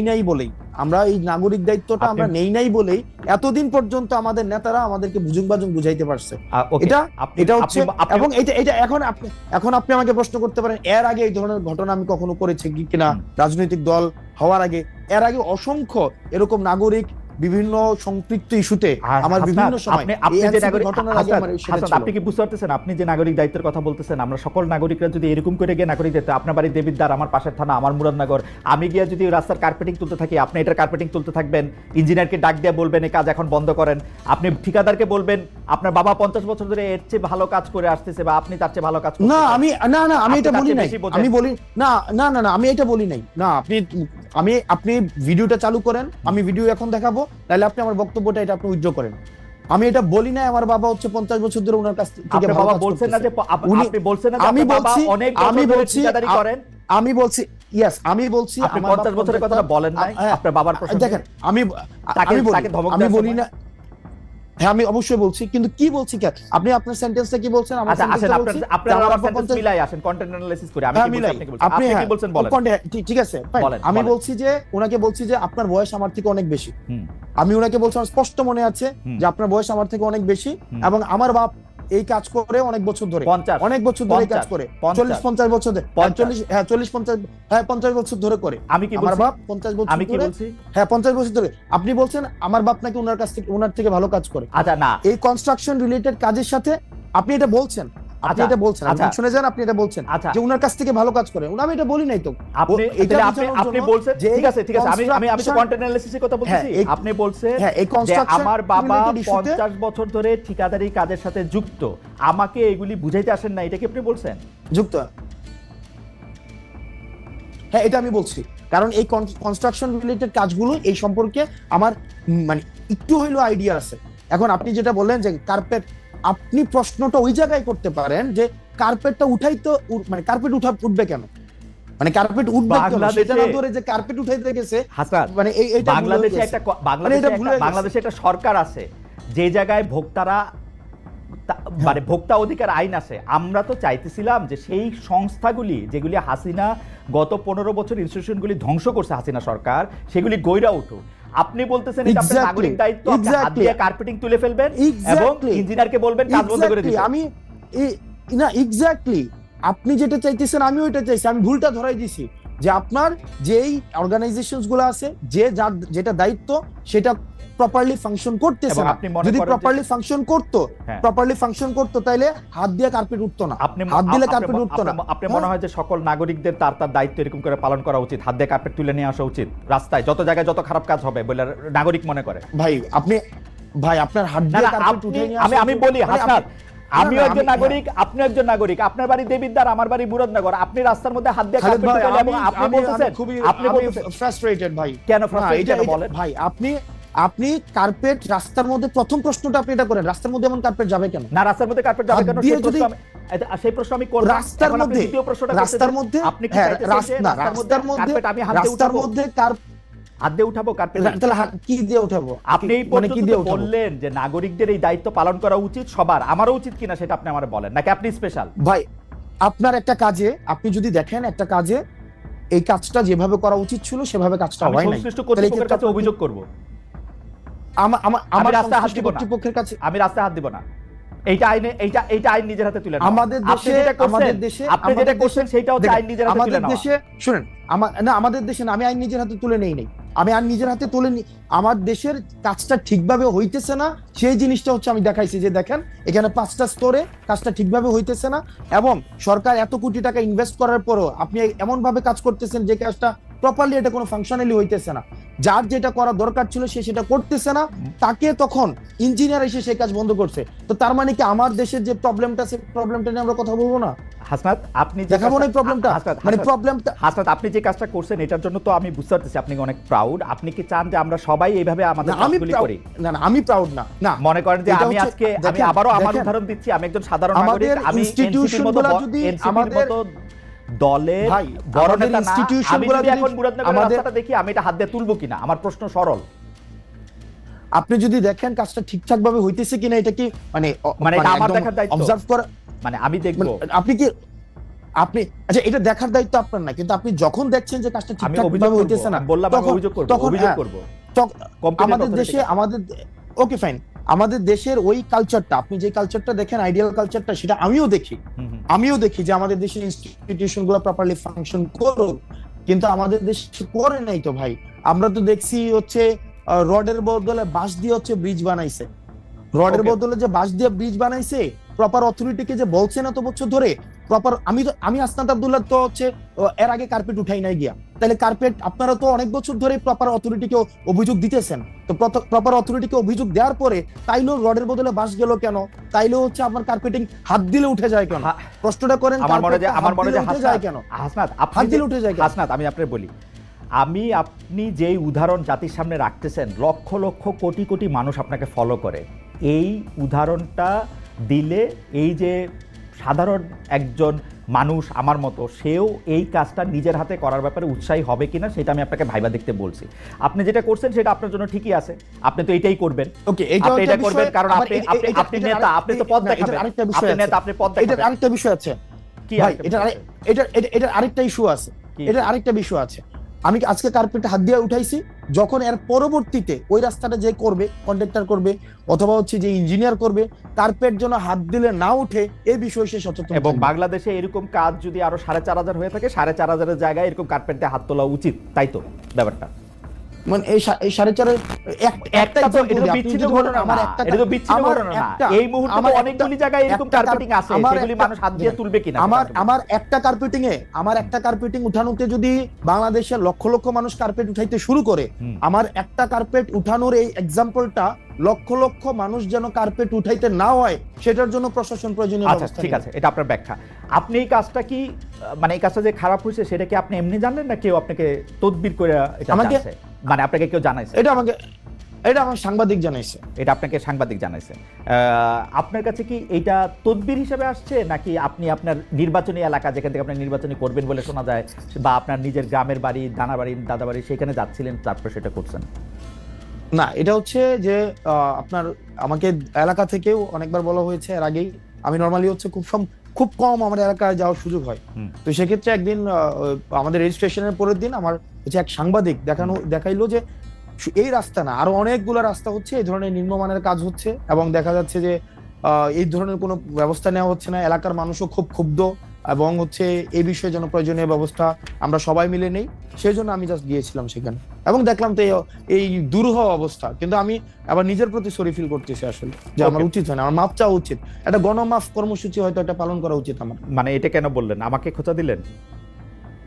না, খুঁজে দেয় না, আমি গণমাফ কর্মসূচি আমি বুঝি না, হঠাৎ করে রিয়েলাইজ, কারণ সারা দেশের সবাই যদি এখন সারা দেশের সবাই যদি কার্পেট উঠানো শুরু করে, তাহলে তো আসলে আমার তো তাই, আপনি সেই আহ্বানই জানাইতেছেন, আমার কাছে মনে হলো আপনি তো নেতা, আপনি যেটা করবেন মানুষ তো তাই করবে। এই যে এখানে আমাকে এই যে এখানে আপনার অনুসারীরা আমাকে মেসেজ করতেছেন, রাস্তা কি খালি চোখ দিয়ে বোঝা যায়? হাত দিয়ে উঠাইলেই রাস্তা বোঝা যায় রাস্তা খারাপ। দিস ইজ দ্য ওয়ে, আপনি this is the way you are, আপনারা পথ দেখাইতেছেন, এটা হচ্ছে আমাদের আলোর পথ। আমি পরবর্তী প্রসঙ্গে আসি। আপনার আহ্বান আপনি জানাইছেন, আপনার মেসেজ আপনি দিয়েছেন, লোকের লোকেরটা বুঝছে।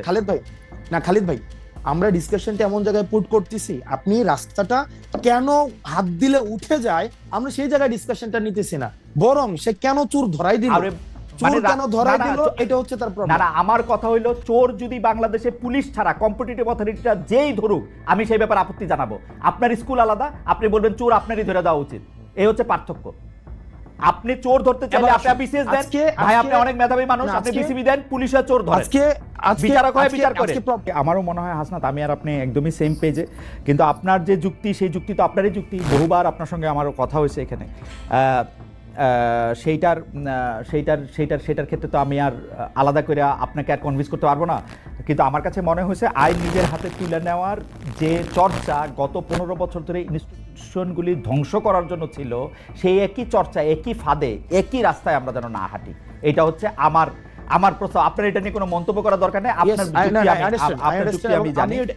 আমি এটাকে শতভাগ মানি, একই সাথে আমি এটাও চাই কোন রাজনীতিবিদ যেন তদবির করতে না হয়, কোন রাজনীতিবিদদের যেন যাওয়া না লাগে, কোন রাজনীতিবিদদের ফোনে যেন কোনো ফাইল না ছুটে। আর ঠিক আছে, এটা যেন অটোমেটিক একটা প্রসেসে দাঁড়ায়, এটা যেন একটা অটোমেটিক প্রসেস হয়। ঠিক আছে, আমাদের গবেষক, আমি আসলে চট করে এমনিতেই সময় শেষ হয়ে যাচ্ছে এবং মানে কিছুটা সময় আপনার থেকে একটু বাড়তি নিতে চাই। আমাদের গবেষক দল একটি ছোট কোট পাঠিয়েছে আপনাকে এটি পড়ে শোনানোর জন্য। সেটি হচ্ছে যে এর আগের প্রসঙ্গে ওই হেফাজত ইসলামের জনসভায় যাওয়া প্রসঙ্গে, সেটা হচ্ছে এনসিপির সিনিয়র যুগ্ম আহ্বায়ক আরিফুল ইসলাম আদিব বলেছিলেন, হেফাজত ইসলামের সমাবেশে দল হিসেবে এনসিপিকে আহ্বান করা হয়নি, অভ্যুত্থান পরবর্তী নেতা হিসেবে ব্যক্তিগত জায়গা থেকে হাসনাত আব্দুল্লাহ এই সমাবেশে অংশ নিয়েছেন। তিনি আরও বলেছিলেন যে ওই সমাবেশে অংশগ্রহণ করবে কিনা এটা এনসিপি জানতো কিনা, এই প্রশ্নের জবাবে তিনি বলছেন কোট যাবে এটা জানতাম, যাওয়ার বিষয়ে আমরা নেতিবাচক ছিলাম না। হাওয়েভার, এটা হচ্ছে তার মন্তব্য। আমরা পরবর্তী প্রসঙ্গে যাই। এনসিপি হিসাবে দাওয়াত করা হয়নি সেটি তিনি বলেছেন জনাব আদিব। আমরা পরবর্তী প্রসঙ্গে যাই। আমরা দেখেছি যে সাবেক রাষ্ট্রপতি জনাব আব্দুল হামিদের থাইল্যান্ড যাওয়ার বিষয়টির প্রতিবাদে আপনার নেতৃত্বে যমুনা ও শাহবাগের আন্দোলনের মুখে সরকার আওয়ামী লীগের কার্যক্রম নিষিদ্ধ করে, কিন্তু হামিদ সাহেবের দেশত্যাগ যে শুধু চিকিৎসার জন্য ছিল, সরকারের অনুমোদনের ভিত্তিতেই সেটা ফিরে এসে তিনি প্রমাণ করেছেন। আমাদের অনুষ্ঠানে বা অন্যান্য জায়গায়, আমাদের অনুষ্ঠানে এক বিএনপি নেতা জয়নুল আবদিন ফারুক তিনি সরকারের দিকে আঙুল তুলে বলেছেন হামিদ ইস্যুতে সরকার এনসিপিকে দিয়ে নাটক মঞ্চস্থ করিয়েছিল আওয়ামী লীগের কার্যক্রম নিষিদ্ধ করার জন্য। আপনি সেই নাটকের কেন্দ্রীয় চরিত্রে অভিনয় করেছিলেন কিনা সেটি হচ্ছে প্রশ্ন। বিএনপি নেতার অভিযোগ নিয়ে কি বলবেন, যে সেটি আসলে নাটক ছিল কিনা, সরকার এনসিপিকে দিয়ে নাটক করিয়েছিল কিনা? না, সরকার এনসিপি দিয়ে নাটক করেনি। সরকারের হচ্ছে এখানে একটা ব্যর্থতার পরিচয়, যে এতদিন পরেও একটা দীর্ঘদিন আমরা বারবার করে বলে আসছিলাম যে আওয়ামী লীগের বিষয়টা সিদ্ধান্তে আসতে, কারণ আওয়ামী লীগের এই বিষয়টাকে সিদ্ধান্ত নিয়ে আসলে আমরা দেখতে পাচ্ছিলাম যে সংকট আসলে ঘনীভূত হচ্ছে, কোনো সিদ্ধান্তে আসা যাচ্ছে না।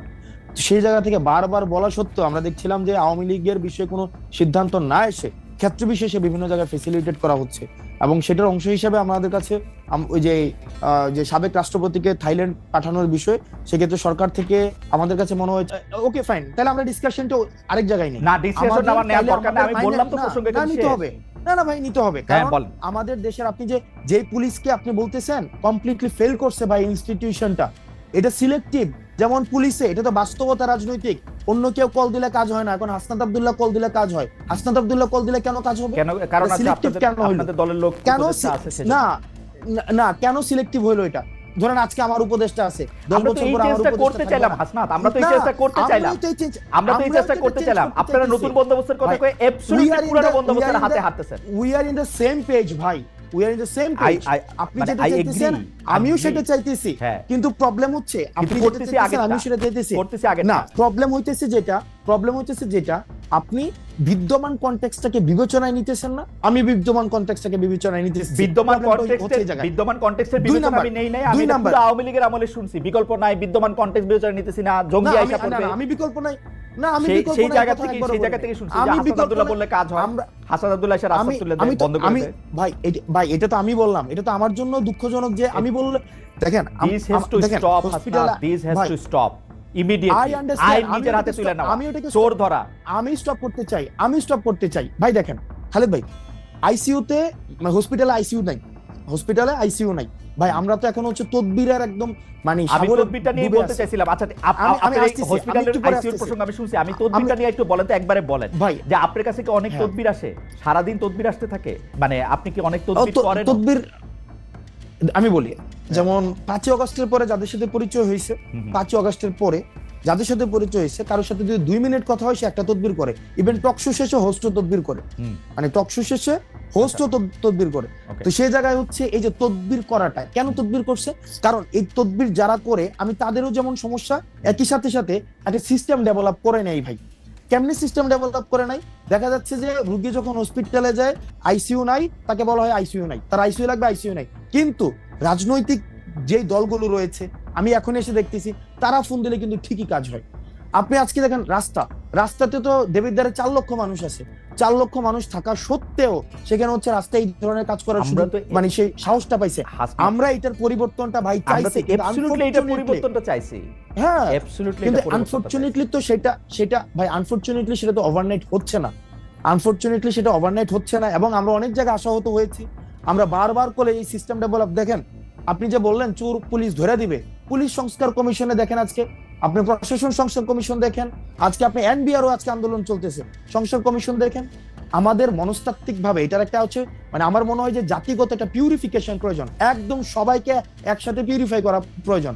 আদারওয়াইজ আমরা আসলে যেভাবেই বলি না কেন এটা সংস্কারটা এখন আস্তে আস্তে এটা চ্যালেঞ্জিং হয়ে দাঁড়াইতেছে। ভাই আপনি মনে হয় হচ্ছে আমি পরবর্তী সেটা ঠিক আছে, আমি আপনার ব্যাপারটা বুঝতে পারতেছি। সরকার এনসিপি কে দিয়ে নাটক করিয়েছিল কিনা?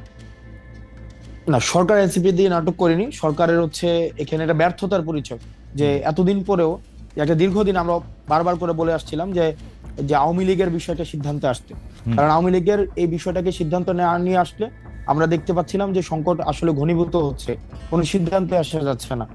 সেই জায়গা থেকে বারবার বলা সত্ত্বেও আমরা দেখছিলাম যে আওয়ামী লীগের বিষয়ে কোনো সিদ্ধান্ত না এসে ক্ষেত্র বিশেষে বিভিন্ন জায়গায় ফেসিলিটেট করা হচ্ছে, এবং সেটার অংশ হিসেবে আমাদের কাছে ওই যে সাবেক রাষ্ট্রপতিকে থাইল্যান্ড পাঠানোর বিষয়, সেক্ষেত্রে সরকার থেকে আমাদের কাছে মনে হয়েছে সেটাতে সরকার জড়িত। এবং এনসিপি, আপনি যে বলছেন যে এনসিপি দিয়ে নাটক মঞ্চস্থ হয়েছে, বিষয়টা এমন না। আমি বৈষম্য বিরোধী ছাত্র আন্দোলনের আহ্বায়ক ছিলাম, এবং এই গণঅভ্যুত্থানে আমরা সামনে থেকে যারা নেতৃত্ব দিয়েছে তাদের মধ্যে আমি একজন ছিলাম। সেক্ষেত্রে এনসিপি ছাড়াও আমার এই অভ্যুত্থানে একটা বিশেষ আমার একটা রোল রয়েছে, এবং এই ক্ষেত্রে আমার একটা বিশেষ একটা দায়িত্ব রয়েছে যে অভ্যুত্থান রিলেটেড এই ইস্যুগুলোতে অ্যাড্রেস করার ক্ষেত্রে শুরু থেকে এটা বৈষম্য বিরোধী ছাত্র আন্দোলনে আমরা যখন ছিলাম তখন থেকে যে দাবিটা জানিয়ে আসছি, সেটার সাথে দেখলাম যে গভর্নমেন্ট কোনোভাবে কমপ্লাই করছে না, বরং গভর্নমেন্ট আওয়ামী লীগকে রিহ্যাবিলিটেট করার জন্য সেক্ষেত্রে আর্মি ইস্যু আছে, অ্যাডমিনিস্ট্রেশনের ইস্যু আছে, তারপর হচ্ছে আমরা দেখতে পাচ্ছি যে মনে হচ্ছে আওয়ামী লীগকে দেওয়া হচ্ছে। প্রায় আমরা এই কথাও শুনি যে ডিজিএফআইও, মানে ওই দিন আমি একটা অনুষ্ঠানে দেখতেছিলাম, আপনাদের একজন নেতা বলতেছিলেন যে আমরা যে এত কষ্ট করে দল গঠন করার জন্য দিন রাত পরিশ্রম করছি, তখন হচ্ছে নির্বাচন কমিশনে ওই মানে নিবন্ধনের জন্য আপনারা কাজ করছিলেন খাটাখাটি। সে সময় একটা ডিজিএফআই যদি আমাদের সঙ্গে থাকতো তাহলে তো আমাদের এত, বা ডিজিএফআই যদি আমাদেরকে চাইতে হতো। তো ডিজিএফআই তো হচ্ছে সরাসরি ডক্টর মোহাম্মদ ইউনূসের অধীনে, মানে ডক্টর মোহাম্মদ ইউনূসকে রিপোর্ট করেন। তো ডিজিএফআই কি আপনাকে সাহায্য করছে? ডিজিএফআই কি আপনার কাজে ব্যাঘাত করতেছে? মানে কি মনে হয় আপনাদের? ওকে, এই ঘটনাটা যে বলেছে এটা হিস্টোরিক্যাল জায়গা থেকে, কারণ আমাদের দেশে যে যেমন আমাদের 150টা দল গঠন করা হয়েছে, আপনার পার্টি মনে রেজিস্ট্রেশন করছে। তো আমাদের দেশে ডিজিএফআই দিয়ে দল করা বা ডিজিএফআই নিজে দল করে দেওয়া, স্বপ্রণোদিত হয়ে এবং রাজনৈতিক বিষয়ে ডিজিএফআই এর যেই আপনার হস্তক্ষেপ করা, এগুলো নতুন কিছুই না। এবং মানে উনি যেটা বলেছেন যে অতীতে রাজনৈতিক দলগুলো, অনেক রাজনৈতিক দল ডিজিএফআই দিয়ে হয়েছে, যদি আমরাও ডিজিএফআই দিয়ে দল হইতো তাইলে কাজটা অনেক সহজ হয়ে যেত, কিন্তু আমরা তো ডিজিএফআই এর দল না, বরং আমরা অর্গানিক ভাবে আমরা গ্রো করছি, সেক্ষেত্রে হয়তো সময় লাগছে। ডিজিএফআই কি আপনাদের কাজে ব্যাঘাত সৃষ্টি করতেছে কিনা, মানে আপনাদের এগেইনস্টে কিনা? দেখেন, ডিজিএফআই এগেইনস্টে কিনা, আমাদের মানে পার্টিকুলার এনসিপির এগেইনস্টে কিনা এই ধরনের আমি কোনো ধরনের মন্তব্য করতে চাই না, কিন্তু বরং ডিজিএফআই বা রাষ্ট্রীয় আইন শৃঙ্খলা বাহিনী অনেক ক্ষেত্রে যেটি হয়েছে যে মিডিয়াকে নিয়ন্ত্রণ করা, তারপরে হচ্ছে রাজনীতিতে হস্তক্ষেপ করা, যেটা তাদের কাজের মধ্যে অংশ না, সেই জায়গাগুলো তারা এখনো পর্যন্ত অব্যাহত রেখেছে। যেটি ডক্টর ইউনূসের ডিজিএফআইও শেখ হাসিনার ডিজিএফআই এর মতোই আচরণ করতেছে। ডেফিনেটলি ওকে, মিডিয়া হস্তক্ষেপ করা হচ্ছে, নিউজ করানো হচ্ছে, এবং দেখা যাচ্ছে ডিজিএফআই এর পত্রিকায় নিউজ করছে, কিছুক্ষণ পরে নামিয়ে তারপরে হচ্ছে আবার মেসেজ দিচ্ছে যে এটা হচ্ছে অনেস্ট মিস্টেক এবং এই ধরনের পুনরাবৃত্তি হবে না। এবং রাজনৈতিক বিভিন্ন ব্যক্তির সাথে আলোচনা করা, রাজনৈতিক বিভিন্ন ব্যক্তিকে নেগোসিয়েশনের প্রস্তাব দেওয়া, সিট নেগোসিয়েশনের প্রস্তাব দেওয়া, এই কাজগুলো তো এখন অব্যাহত রয়েছে। এগুলি কেন করতেছে ডক্টর মোহাম্মদ ইউনূস? এই ডক্টর মোহাম্মদ ইউনূসের আমার কাছে মনে হচ্ছে যে আমি ব্যক্তিগতভাবে এগুলো ডক্টর মোহাম্মদ ইউনূসের হচ্ছে অফকোর্স কমপ্লিট ফেইলিওর। এটা ফেইলিওর এবং ইনস্টিটিউশন গুলো যে এখনো পর্যন্ত উনার খুব কবজায় নাই ডিজিএফআই, উনার খুব কবজায় নাই ডিজিএফআই। দেখেন আপনি আমার মুখ থেকে আমি বলি, আপনি যেই জায়গায় আমাকে হচ্ছে নিতে যাচ্ছেন, আমি এই জায়গায় বলবো যে ডক্টর মোহাম্মদ ইউনূস যেভাবে পারফর্ম করা উচিত ছিল, ইনস্টিটিউশন গুলো যেভাবে হচ্ছে সংস্কার করা প্রয়োজন ছিল, উনার যতটা স্ট্রং হওয়া উচিত ছিল, আনফরচুনেটলি উনি সেটা হতে পারেননি এখনো পর্যন্ত। না, আমি আপনাকে কোনো জায়গায় নিতে চাইতেছি না, আমি বুঝতে চাইতেছি যে ধরেন যে ডিজিএফআই যখন রাজনৈতিক দলের পক্ষে বা বিপক্ষে কাজ করে বা রাজনৈতিকভাবে ব্যবহার করা হয়, আপনি তো জানেন খুব ভালো করে, আপনি খুবই মেধাবী তরুণ, যে গত 15 বছরে শেখ হাসিনা ডিজিএফআইকে একদম তার নিজের কারণে, মানে আমি কি আর বলবো, মানে ছোট বড় সকল কারণে ডিজিএফআই-কে তিনি আসলে ব্যবহার করেছেন। না এবং আমাদের যেমন ছোট আমাদেরকে তো সরকার প্রধানের সরাসরি নিয়ন্ত্রণ এবং কর্তৃত্বে যেহেতু ডিজিএফআই থাকে, সেহেতু আপনারা এটা বুঝতে পারেন কিনা যে ডিজিএফআই যা কিছু করে সেটা আসলে ডক্টর মোহাম্মদ ইউনূসই করেন?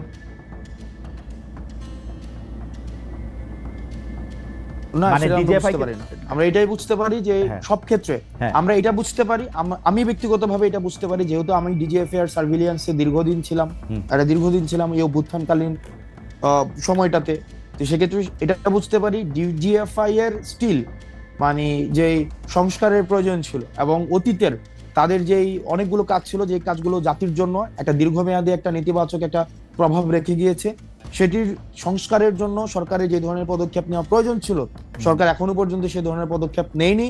এবং ক্ষেত্র বিশেষে এমন হয়েছে রাষ্ট্রের প্রত্যেকটা ইনস্টিটিউশনের প্রতি সরকারের যে পূর্ণাঙ্গ গ্রিপ থাকা প্রয়োজন ছিল, সেই গ্রিপ এখনো প্রতিষ্ঠিত হয়নি। আমার একটা ছোট্ট অভিজ্ঞতার কথা বলি, আমরা দেখেছি যে এই সরকারি প্রতিষ্ঠানগুলিকে ঐতিহাসিকভাবেই সরকার প্রধানরা, এখন পর্যন্ত যারা সরকার প্রধান ছিলেন তাদের বেশিরভাগ সময়ে কুক্ষিগত করেছেন বা তাদের নিজের মতো করে ব্যবহার করেছেন। যেমন 9 বছর এরশাদ সাহেব যেভাবে দেশ চালিয়েছেন, প্রশাসনকে সাহেব কুক্ষিগত করেছেন, কিন্তু শাহাবুদ্দিন সাহেব এসে কিন্তু 3 থেকে 6 মাসের মধ্যেই নির্বাচনের একটি পরিস্থিতি সৃষ্টি করেছেন এবং একটি সুষ্ঠু নির্বাচন দিয়েছেন। প্রশাসনের লোকরা কিন্তু সেই নির্বাচনকে প্রভাবিত করতে পারে নাই। একইভাবে 96 সালেও কিন্তু প্রশাসনের লোককে প্রভাবিত করা যায় নাই, 2001-এ যায় নাই, তারপরে তো যায় নাই। সেইটার ক্ষেত্রে এই সরকারের ক্ষেত্রে প্রশাসনকে এখনো গ্রিপে আনা কেন সম্ভব হচ্ছে না বলে আপনি মনে করেন? আসলে বারবার আমরা এটা শুনছি যে প্রশাসনে আওয়ামী লীগের লোক বসাই গেছে, পারতেছে না। 3 মাসে তো অন্যরা তো 3 মাসের মধ্যে পারতো। এই ক্ষেত্রে প্রশাসনের সদিচ্ছার না, 3 মাসে যদি অন্যরা পারতো তাহলে 96-তে যে ফেব্রুয়ারির যে ইলেকশন হয়েছে, ইলেকশন হচ্ছে টেম্পারিং হইতো না। এবং আমাদের অন্য সময় কেমনে রাখতে পারেন, এটা 3 মাস ছিল প্রশাসন এবং একই প্রশাসনে, মানে প্রশাসন দেখেন প্রশাসন বিভিন্ন সময় শুধুমাত্র যে প্রশাসনের এই দ্বিচারিতামূলক আচরণ শুধুমাত্র আপনি আজকেই দেখছেন বিষয়টা তেমন না। প্রশাসনের দ্বিচারিতামূলক আচরণ আমি প্রশাসনকে দেখেছি, প্রশাসনের হেড যদি চোর না হয়, শেখ হাসিনাকে আমরা বলেছিলাম যে আপনি শুধু চেয়ারটা থেকে নেমে ইলেকশন দেন, আপনার সব পুলিশরা থাকুক, ওইটা দিতে উনি সাহস করে নাই, কারণ উনি জানতেন তারপর উনি হেঁটে যাবেন, চেয়ার থেকে নেমে গেলে উনি হেঁটে যাবেন। প্রশাসনের দ্বিচারিতামূলক আচরণ দেখেন, বাংলাদেশের সবগুলো ইলেকশন ঠিক হওয়া সম্ভব। আপনি আপনার সংস্কার প্রস্তাবনা সেখানে দেওয়া হয়েছে, আপনি দেখেছেন যে সচিবালয়ে কি ধরনের অস্থিতিশীল পরিস্থিতি তৈরি করে রাখা হয়েছে। আজকে এনবিআরও যদি দেখেন, একটা সংস্কার প্রস্তাবনা দেওয়া হয়েছে, সেখানে হচ্ছে একটা অস্থিতিশীল পরিবেশ তৈরি করে রাখা হয়েছে। আমি কিন্তু আগেই অ্যাকনোলেজ করে নিয়েছি যে ডক্টর মোহাম্মদ ইউনূস যেই আপনি প্রশাসনের হেড অবস্থায় যে ধরনের ওনার সব জায়গায় গ্রিপ থাকার প্রয়োজন ছিল বা সহযোগিতা ডাউনওয়ার্ডস যে একটা ওনাকে হেল্প করার প্রয়োজন ছিল, বা প্রশাসনের যে মনস্তত্ত্ব যে আমরা সরকারকে হেল্প করব বা একটা ইনস্টিটিউশন গুলাকে স্ট্রেংথেন করার ক্ষেত্রে আমরা হেল্প করব, সেক্ষেত্রে আমরা সব জায়গায় এই ডট গুলোর একটা ডিসকানেকশন আমরা দেখতে পাচ্ছি। আমি সেখানে শুধুমাত্র ডক্টর মোহাম্মদ ইউনূস, শুধুমাত্র প্রশাসন, এখানে একটা মিউচুয়ালি একটা ডিসকানেক্টেড আমাদের কাছে মনে হচ্ছে। আমার কাছে মনে হয় যে আমি আমার অভিজ্ঞতায় দেখেছি যে সরকার চেঞ্জ হলেই প্রশাসকরা রং পাল্টান, প্রশাসনের কর্মকর্তারা হয় তখন আড়ালে চলে যান বা ভীত থাকেন। প্রশাসনের কর্মকর্তারা কোনো আদর্শের রাজনীতি কখনো করেন না, এবং আওয়ামী লীগ বা বিএনপি কেউ আদর্শের দল হিসাবে তাদেরকে সামনে রেখে এটি করেছেন তারা কেউ করেন নাই। যেই তারা চেয়ার থেকে সরে যান তারা কিন্তু তাদের দলের লোক হয়ে পড়েন, একদম অ্যাবসলিউটলি। ডক্টর মোহাম্মদ ইউনূস প্রশাসনকে পূর্ণাঙ্গ রূপে উনি পরিচালনা করতে এখনো পর্যন্ত পরিচালিত করতে পারেনি। সেটি আমার কাছে মনে হয় যে উনি এসে বিচার করার প্রয়োজন ছিল। আমার থিসিসটা একটু মনে রাখেন, আপনার যারা সমর্থক আছেন তারাও প্রচুর পরিমাণে যে হাসিনা তাদের লোক বসিয়ে গেছিল প্রশাসনে। আমি বলতেছি দায়িত্ব নিয়ে হাসিনার বসানো লোকগুলি প্রশাসনে এখন খুবই দুর্বল, কোনটাসা দেশ ছেড়ে পালাইছে, এবং যারা আছে তাদেরও কোনো রকম কোনো সাহস নাই। সুতরাং এই জুজুর ভয় আর দেখানো যাবে না, পাওয়াও যাবে না। আমি পরবর্তী প্রসঙ্গে আসি। নাই, একজনও নাই। আমি খোঁজ নিয়ে বলতেছি, জেনে বলতেছি, হাসিনার লোক একজনও নাই প্রশাসনে। এখনো আছে ভাই। আচ্ছা, মানে এখনো আছে। ঠিক আছে, আপনাদের এই থাকাটা সরকারের ব্যর্থতা অবশ্য। আমি একটা কথায় আসি যে জুলাই ঘোষণাপত্র, জুলাই সনদ কিছুই এখনো হয়নি। আপনারা নিজেরাই যখন জুলাই ঘোষণাপত্র প্রকাশের উদ্যোগ নিয়েছিলেন, সরকার তখন আপনাদের থামিয়ে দায়িত্ব দিতে সর্বশেষে আইন উপদেষ্টা পেয়েছিলেন যে 30 কর্মদিবসের মধ্যে ঘোষণাপত্র চূড়ান্ত হবে। আপনারা কি জানেন যে এটা আসলে এখন কোন অবস্থায় আছে? আমাদের আজকে হচ্ছে 30 কর্মদিবসের শেষ দিন।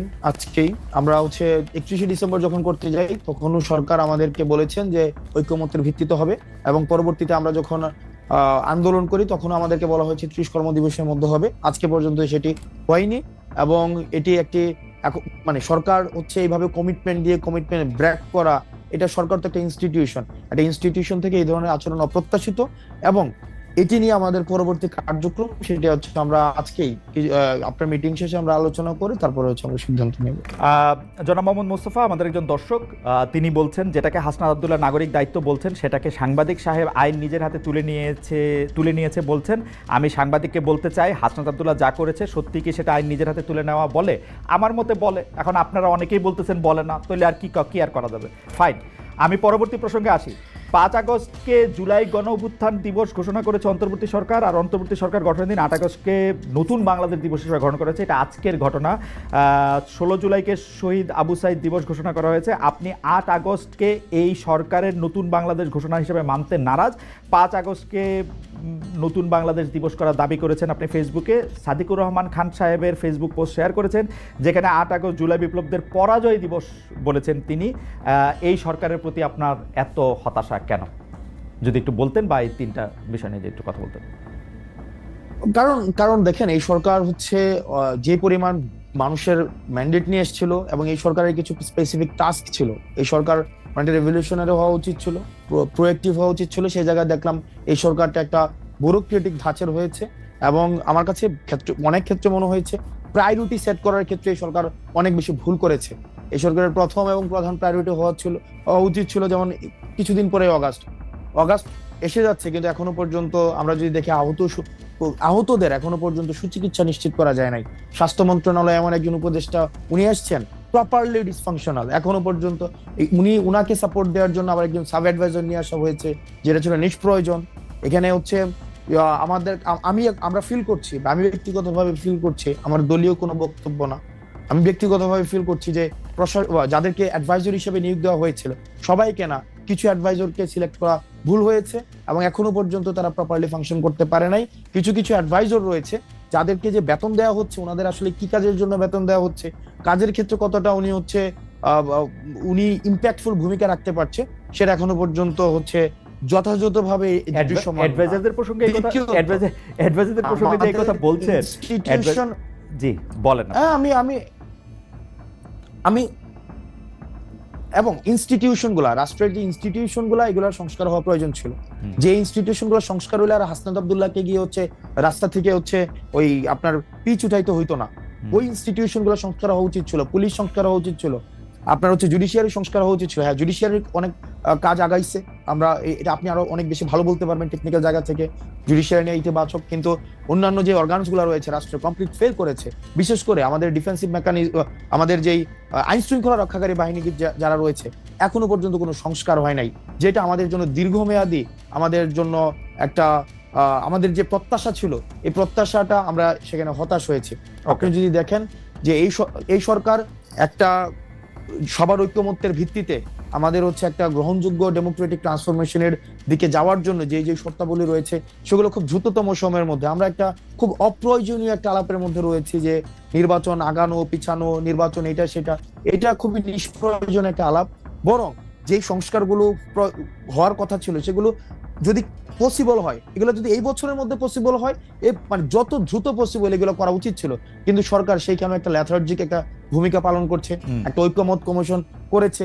এই ঐক্যমত কমিশনে সেখানে আলোচনা করা হয় যে পূর্বের ব্যবস্থা রাখবে কি রাখবে না, এটা করবে কি করবে ঠিক না। আছে, মানে আমি যেটা একটা ধাঁধার মধ্যে, অর্থাৎ ডক্টর মোহাম্মদ ইউনূসের কাছ থেকে আমাদের যে বিপুল প্রত্যাশা ছিল, অ্যাডভাইজরদের কাছ থেকে যে বিপুল প্রত্যাশা ছিল, এই প্রত্যাশার জায়গা থেকে আমাদের প্রত্যাশা এবং প্রাপ্তির মধ্যে একটা দৃশ্যমান একটা ব্যবধান রয়েছে, যেটার কারণে হচ্ছে এটা কি হাসনাত আব্দুল্লাহর মত না এনসিপির মত মোটামুটি এটা কাছাকাছি, অ্যাডভাইজারদের ফেলিওরের কথা বললেন?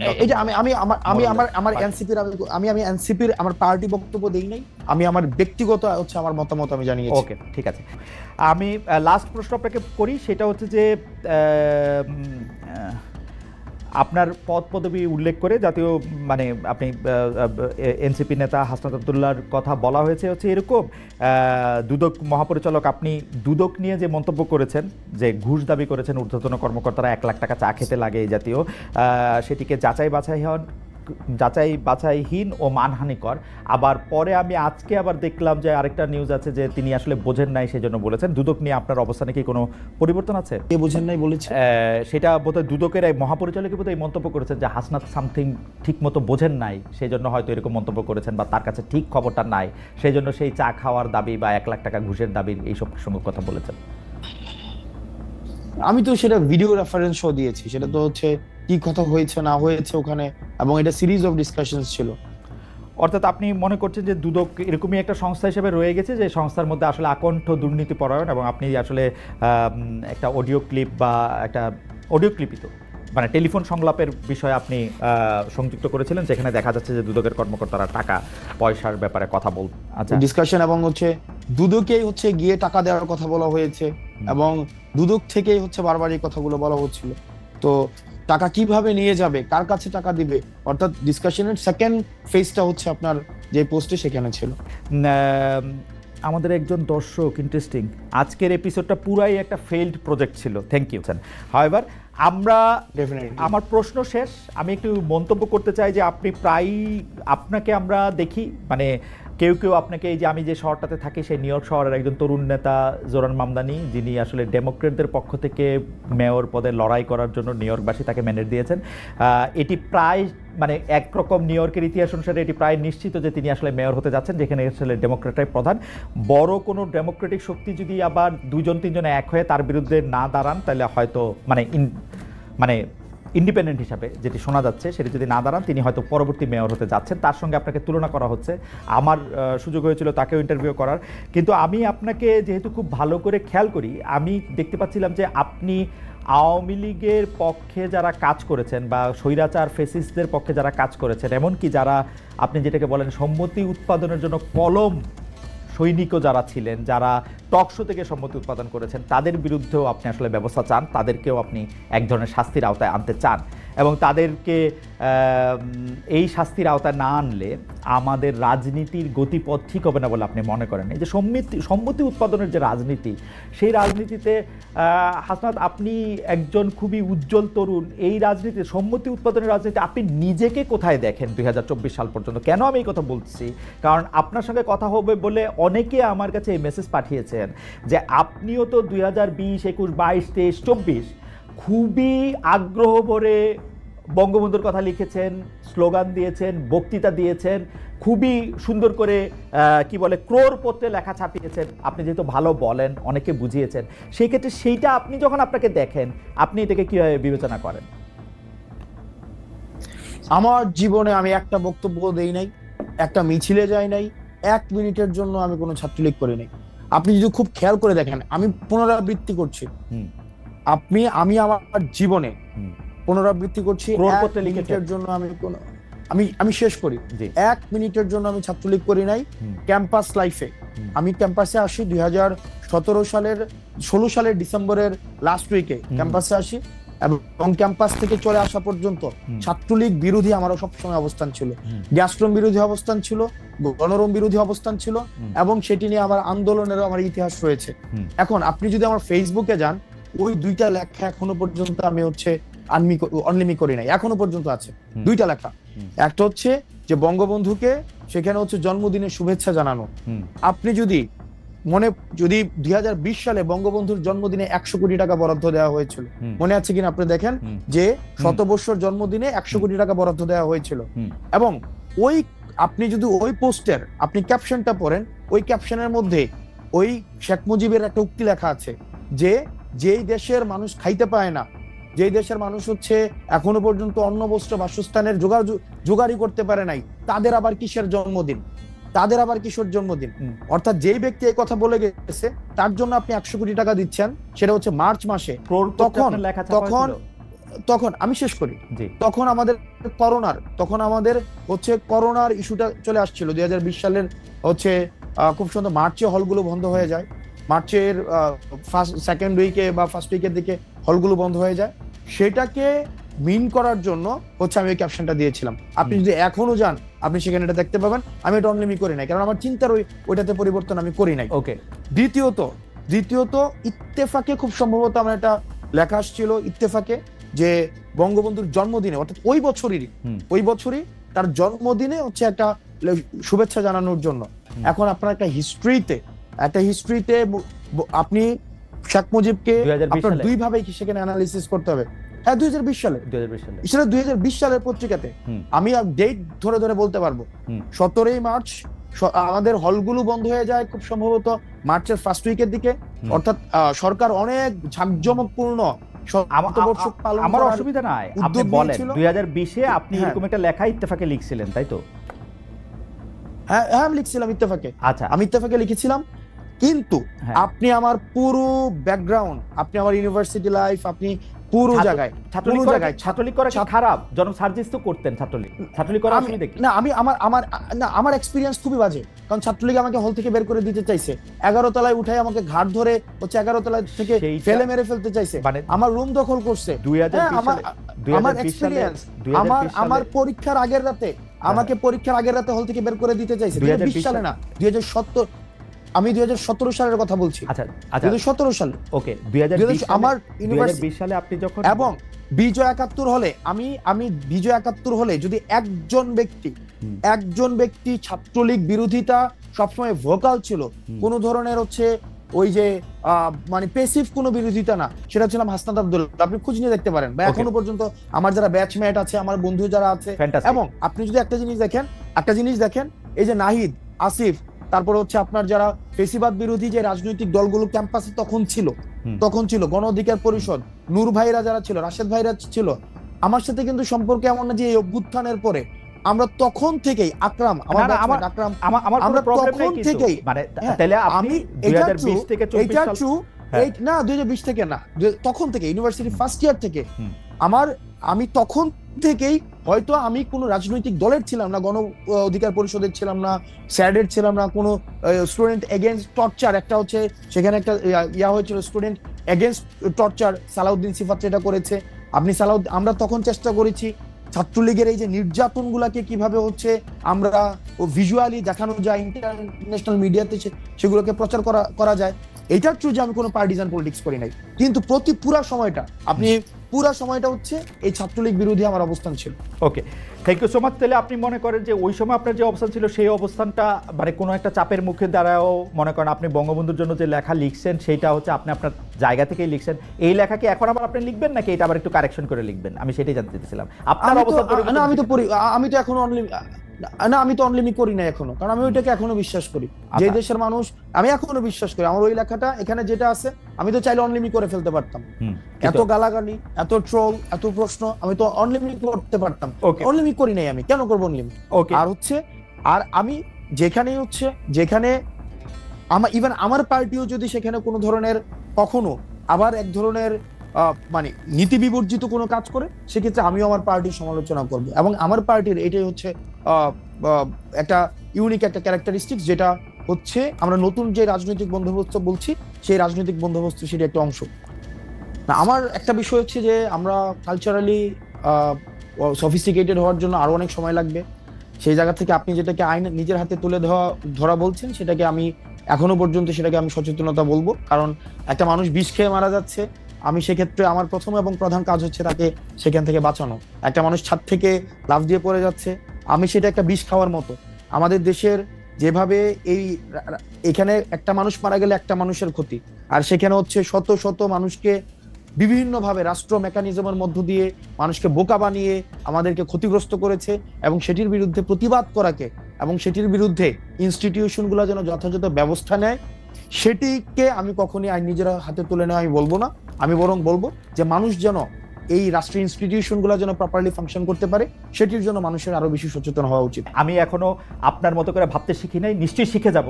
যেরকম দেশ সেরকমই তো আচার করতে হবে একটা সময় না একটা সময়।